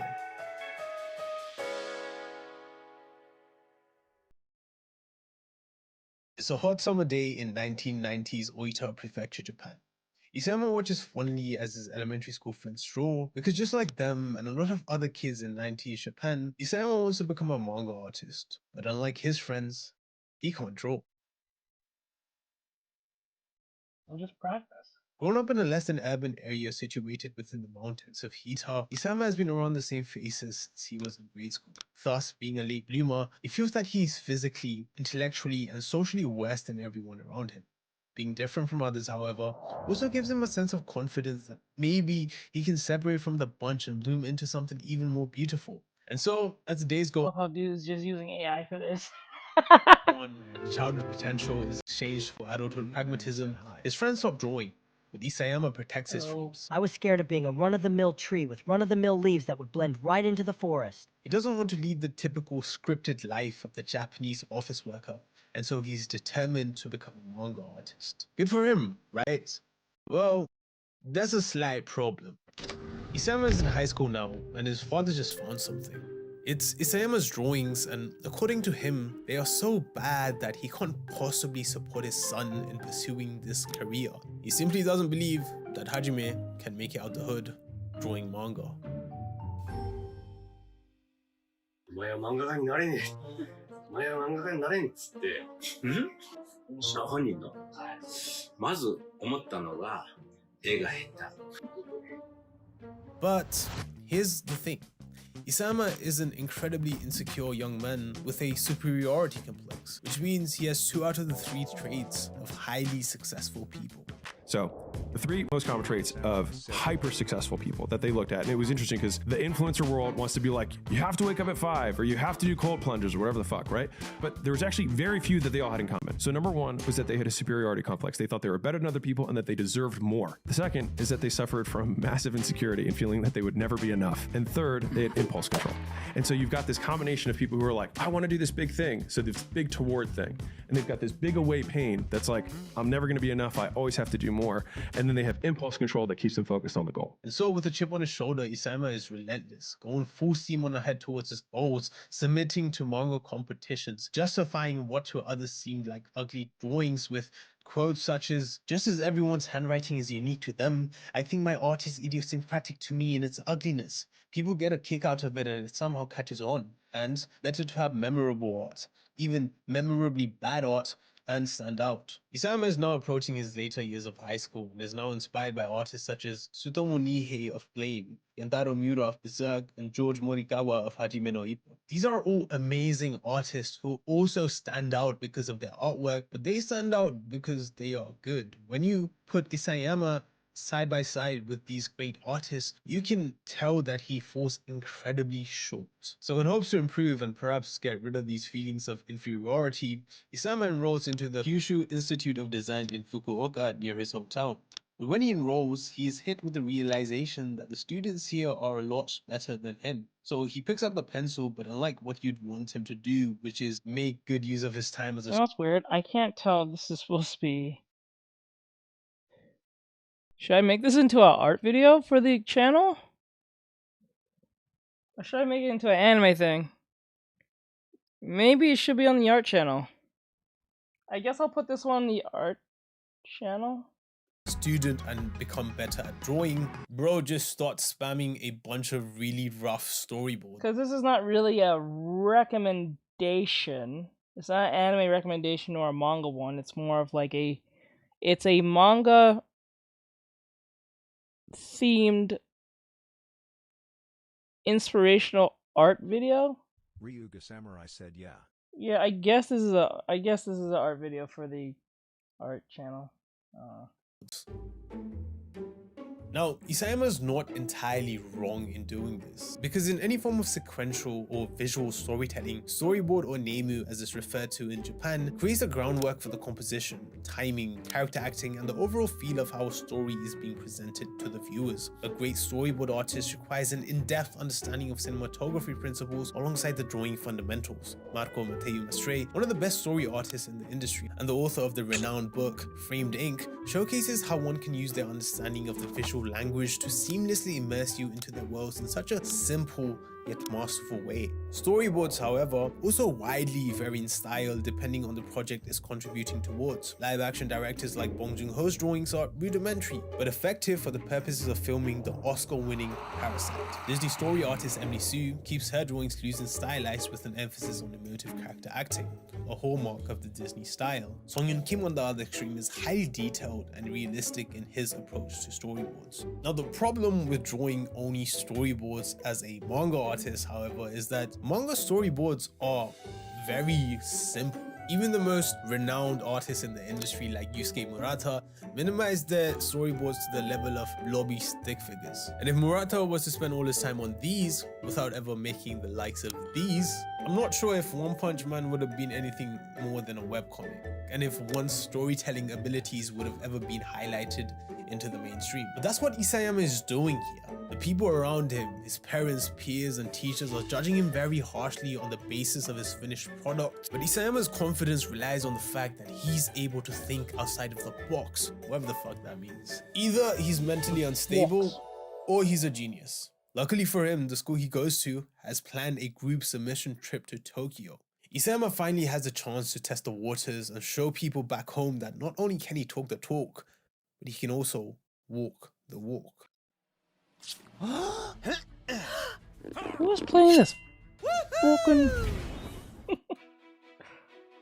Isayama's so nervous that his stomach hurts. For those with the goals of making it in the manga business, going to editors is like going to a really prestigious job interview. The fear of rejection is crippling, yes, but this is not going to stop him from submitting his work. Of course not. This was a dream that began in grade school. So unless he hears the words, "You won't make it," from someone who actually knows what the fuck they're on about, he will never give up. So he grabs the pages of his first draft, the Shingeki no Kyojin one-shot, and with eyes full of hope, he goes from publishing company to company. W game. He's showcasing his work. They say that fortune favors the bold, and just as Isayama expected, he's criticized for his artwork. Your style is too rough looking, they say. I thought it was great personally, but I figured that most aspiring manga artists must feel that way, and that I was just another one of those. Alright, take a look at this. This is the first ever draft of the Attack on Titan one-shot. No, not the rough storyboards that Isayama was religiously drawing. No, these are the manuscript pages from the one-shot that he submitted to the Weekly Shonen magazine editorial department in 2006. It looks like it was drawn by a 12-year-old. With a lot of potential, of course, but Isayama was 19 when he made this. When I decided to take art seriously in late 2019, I really like this one video from Psychro where he breaks down the fundamentals of art. So I made this chart, and basically it goes over a few different art jobs, not all of them of course. And then I have a list of the fundamentals. And then it also shows, you know, what amount of skill do you need for that specific career. You can see here that becoming a professional mangaka or a comic book artist actually requires a high level of skill across all the fundamentals except for color theory. Now, if you were to plot down Isayama's skills into this chart, it would look something more along the lines of this. Now, don't get me wrong here. These pages feature some really cool designs, and the story is the draft of Attack on Titan, which automatically means it has immense potential, but the art doesn't support the weight of the story. Only if Isayama had spent a bit more time trying to get his understanding of form and perspective up to moderate levels, referenced an anatomy book here and there, and sprinkled in some gestural concept into his work, perhaps the editors would have actually given his story a read. Manga art doesn't necessarily have to be beautiful. It just needs to reach a certain standard where the incompetence within the artist isn't distracting away from the story. But apparently for these editors, Isayama's idiosyncratic qualities was a wall too big to look over. Thus, the once hopeful 19-year-old is sitting hopelessly at the offices of Kodansha.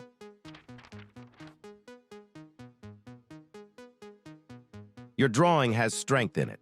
I swear to God, I don't know if I should put this on the art channel because he's using AI, and that I don't know, that'll make me look bad. I don't know. Should I use it? He's using AI. It's like, I don't know how I feel about this. I'm against the AI thing just as much as anyone else, but just like the fact that he's conveying the story using AI.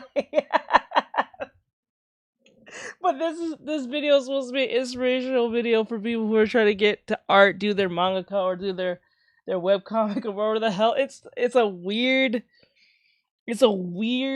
thing. I don't know what to say to this because it's like, okay, I don't know if I should put it up or not, but if I don't, it's like, well, I can always put it on the reaction channel, but then again, it's still me. It's not like it's not any more different. That's just so weird. Sam is rejoiced. When my manga was acknowledged by others for the first time, it made me extremely happy. Thinking back, I wanted to convey my wishes of creating an imaginative manga, and the editor likely resonated with that. I recognize that point now. When he was 19 years old, he brought the manga, and I was so impressed by this image. Although the level of drawing wasn't extraordinary, I could feel him pouring his soul into his work from this image. Isayama's idiosyncratic qualities are finally noticed by the editors at the Basatsu Shonen magazine, and so he's referred to Kawakubo.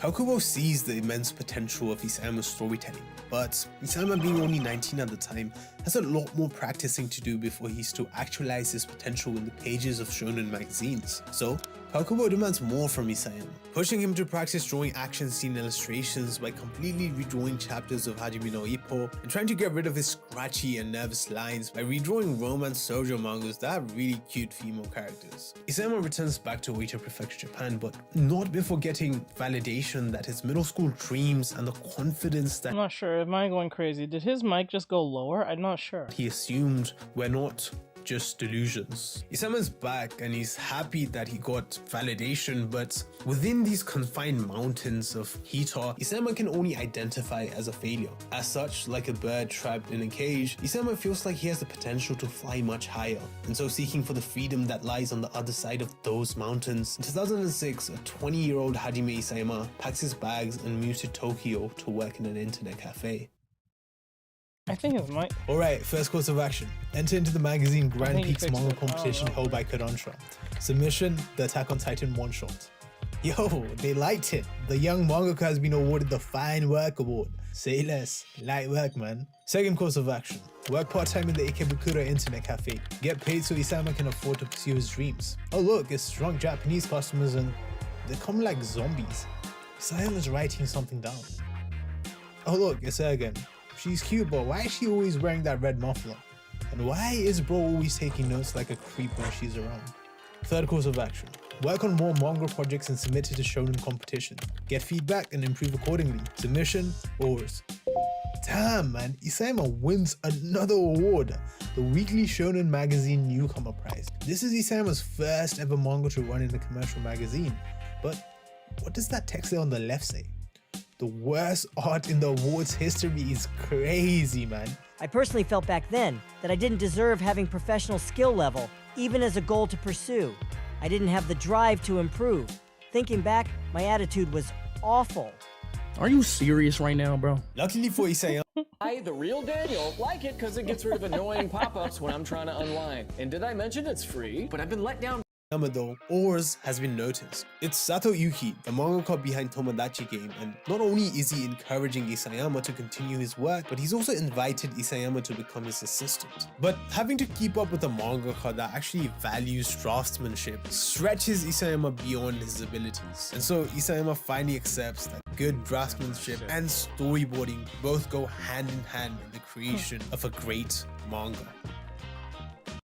It's been 2 years since Isayama moved to Tokyo. He's been on his grind, entering competitions, talking to drunk customers, and working with other mangakas, all whilst going back and forth with Kawakubo since the very start. And so he expresses his genuine concerns of feeling like he's more than ready to become a professional manga artist, at which point Kawakubo suggests taking that old one-shot of his and turning it into a full series. Isayama never expected Kawakubo to suggest such a thing.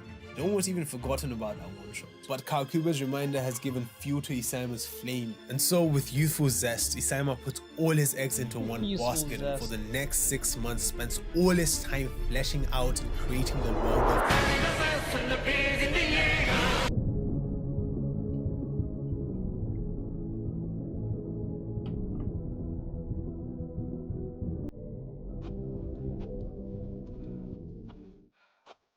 It's finally time to finish his work. Nervously clutching the manuscript he's poured the last 6 months of his life into, Isayama reminisces being 19 again. After all, this is the same manga, the same title that he presented on that school trip back in 2005. Back then, all he wanted was just to make enough money to feed himself with his art. But he's 23 now, and everything he's learned in the last 4 years has gone into creating what he thinks is his best work to date. So with his sights set high, he says, quote, "Fuck it, I guess," and takes his work into the world-renowned offices of Shueisha in hopes to get published in the weekly Shonen Jump. Now, Shonen Jump is like the Marvel comics of the manga world, publishing legendary works like One Piece, Dragon Ball, Naruto, Slam Dunk, Death Note, and so much more. Having the opportunity to be published alongside these giants would be life-changing for these.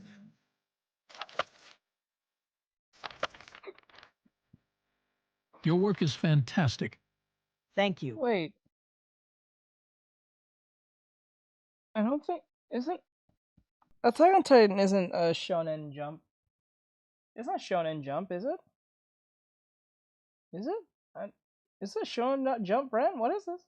However, you have to realize that the typical reader of a shonen magazine is 13 to 17 years old, and with the, dark and mature themes within your work, we're not so sure if it'll reach popularity.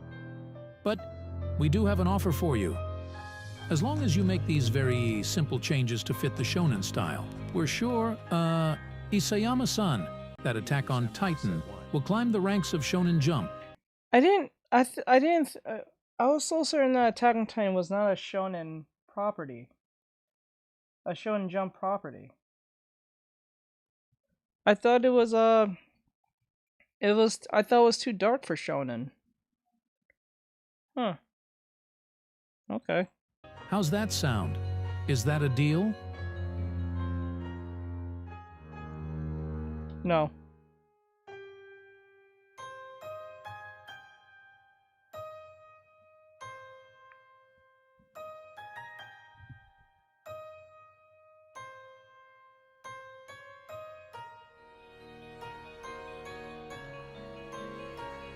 Isayama was someone who derived his whole confidence from the fact that he was able to think outside of the box and separate his work from the rest. To sedate the complexity within his work to fit a certain mainstream ideal would be negating the very thing that pushed Isayama to make Yeah, I don't think it's a shonen. manga to begin with. And so with a courageous leap of faith, Isayama has declined the offer from Shonen Jump. Yeah, I knew it, because there's no way it was a shonen.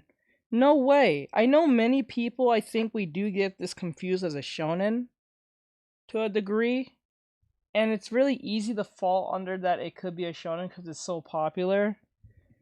But I don't think it's a shonen. No, it's too much of a seinen, just like Berserk. Or like what's another one? I think another one that's considered a seinen was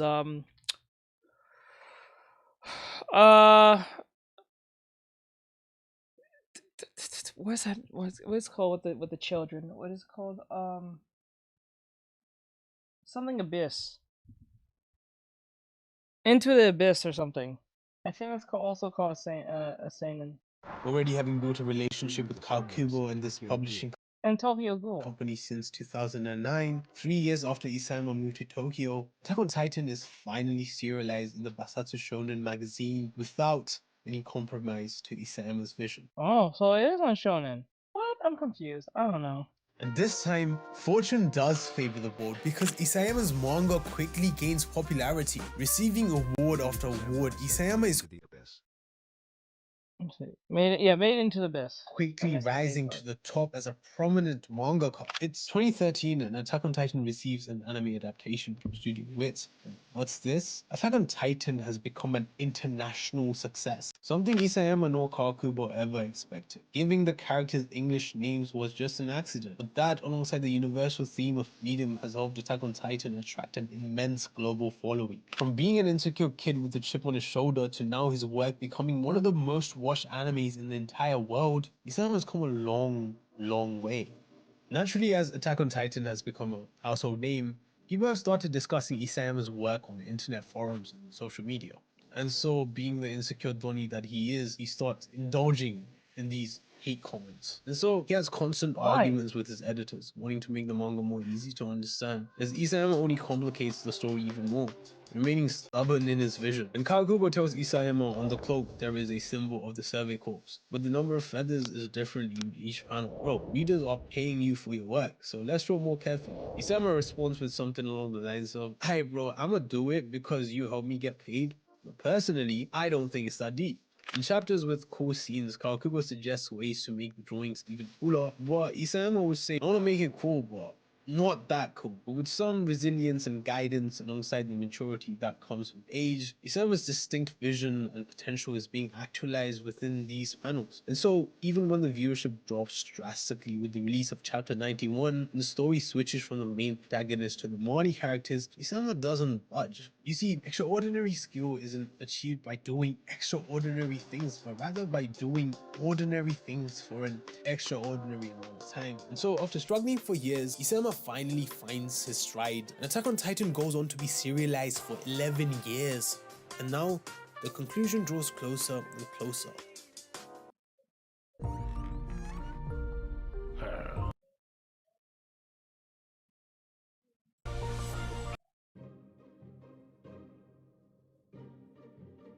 The familiar doubts of the distant past have started to creep back upon the now highly respected and successful Isayama. He has a massive, dedicated fan base with soaring expectations. Attack on Titan has been for many the best anime and manga of the last decade. How the manga will conclude will dictate the overarching message of this whole series. Isayama doesn't want to disappoint his viewers.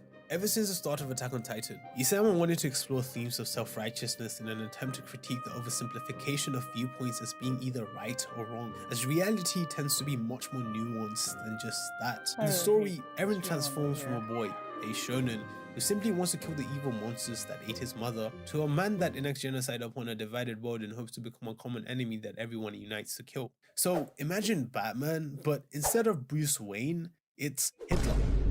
So this is where the problem comes from. When Isayama was in middle school and decided that he wanted to tell stories that were different from simple shonen conventions, he'd already set himself up for struggle and suffering. In order to truly appreciate Isayama's message requires a reading past the superficial, but the typical viewer of mainstream shonen anime isn't necessarily going to do that. They take what they see at face value, and some get confused, some get pissed off because they think Isayama is trying to promote genocide. A lot of people don't get a definitive victory screen and pass it off as being a mediocre end to the story. So naturally, to articulate this message in a manner that would live up to the soaring expectations whilst keeping the integrity of his vision was a nightmare. Oh, look at this guy. He doesn't want to articulate a worthwhile message about human self-righteousness. Bro wants to play on his Nintendo Switch. But being an artist, he understands the war of art beats the shit out of anyone who chooses to participate. It will bombard you with this infinite ammunition of doubt until you are rendered defenseless against the feeling of inadequacies that were there even before you stepped foot on the battlefield. But for the artist who stayed true and persevered to the end, it promises you the discovery of your highest self. So he did it. After 11 years and 8 months of serialization, Attack on Titan finally concluded on April 2021. The story of Hajime Isayama is a story of an artist who persevered and pursued his dreams even when his father doubted him. The industry criticized his work for being too rough and his story for being too complex. You know, much like Isayama, I had this distinct vision of wanting to become an artist and an art YouTuber when I started making videos. But for some reason, I started making videos about self-development, which is cool, I guess, right? Because I do like fitness and self-development, but after a while, it just feels like I'm saying the same shit over and over again, bro. And I don't just want to be that guy, bro. Yo, my goal is to just become the best artist and to be able to support myself in order to pursue that dream. And I think YouTube can do that for me, but yo, who knows, man? I'm gonna keep my head up though. I'm gonna keep on posting high quality YouTube videos like this. And yo, thank you for watching. Hope you like it. I'm gonna make more. The next one is gonna be about either animation or Kim Jong-ki. So yo, keep an eye out for that. I'm out. Thank you. Alright, so that's so ducks. So that said, I'm gonna stop here. Have a great. Samurai said he's locking in. Yeah, he's definitely in. I'm gonna stop from here. I'm gonna stop it a little early. It's 7 something. I need to knock some things out of the way. We'll continue more of the sponsorship tomorrow. tomorrow we'll be playing video games. So I don't know if we're going to be playing Lethal, we're going to play Marvel Rival. I don't know yet, because I'm literally like a cheese sandwich away of being diamond rank. Anyway, so that's Sordox. Give him a like, follow, subscribe, and all that great stuff. His stuff will be in the link in the description on the. Said good night, everyone. Have a good night. Right on the descriptions on the art channel. I'm also making it into the art channel. Said good night, Teach. Night, bro. And if you guys enjoyed today's stream or you learned anything today by watching today's reaction, we are also sponsored by Factor 75. If you want to try them out, please, if you want to start your health journey today, starting your New Year's or the first of the month this year, if you want to start your healthiness today, please follow Factor 75. It's pretty much just like HelloFresh, but I think they really focus on more of the health benefits of just like health and pre-made food, if you want pre-made food, or you want to make it yourself, I believe. So if you want to try that, you can. You have to be a U.S. citizen to try. You also have to turn off like Honey or Karma, whatever those extensions, because it stops the link, I guess. And then if you are the first 6 people to take on the link, whether on the QR code or through my YouTube or my Twitch, yeah, it will give you 50% off your purchase, so look out for that. So with that said, have a great night. Thank you guys coming in, and thank you Factor 75 for sponsoring us and all that great stuff, and I'll see you guys in the next one. Thank you guys. I'll see you guys tomorrow. All right, I'm out. Bye bye.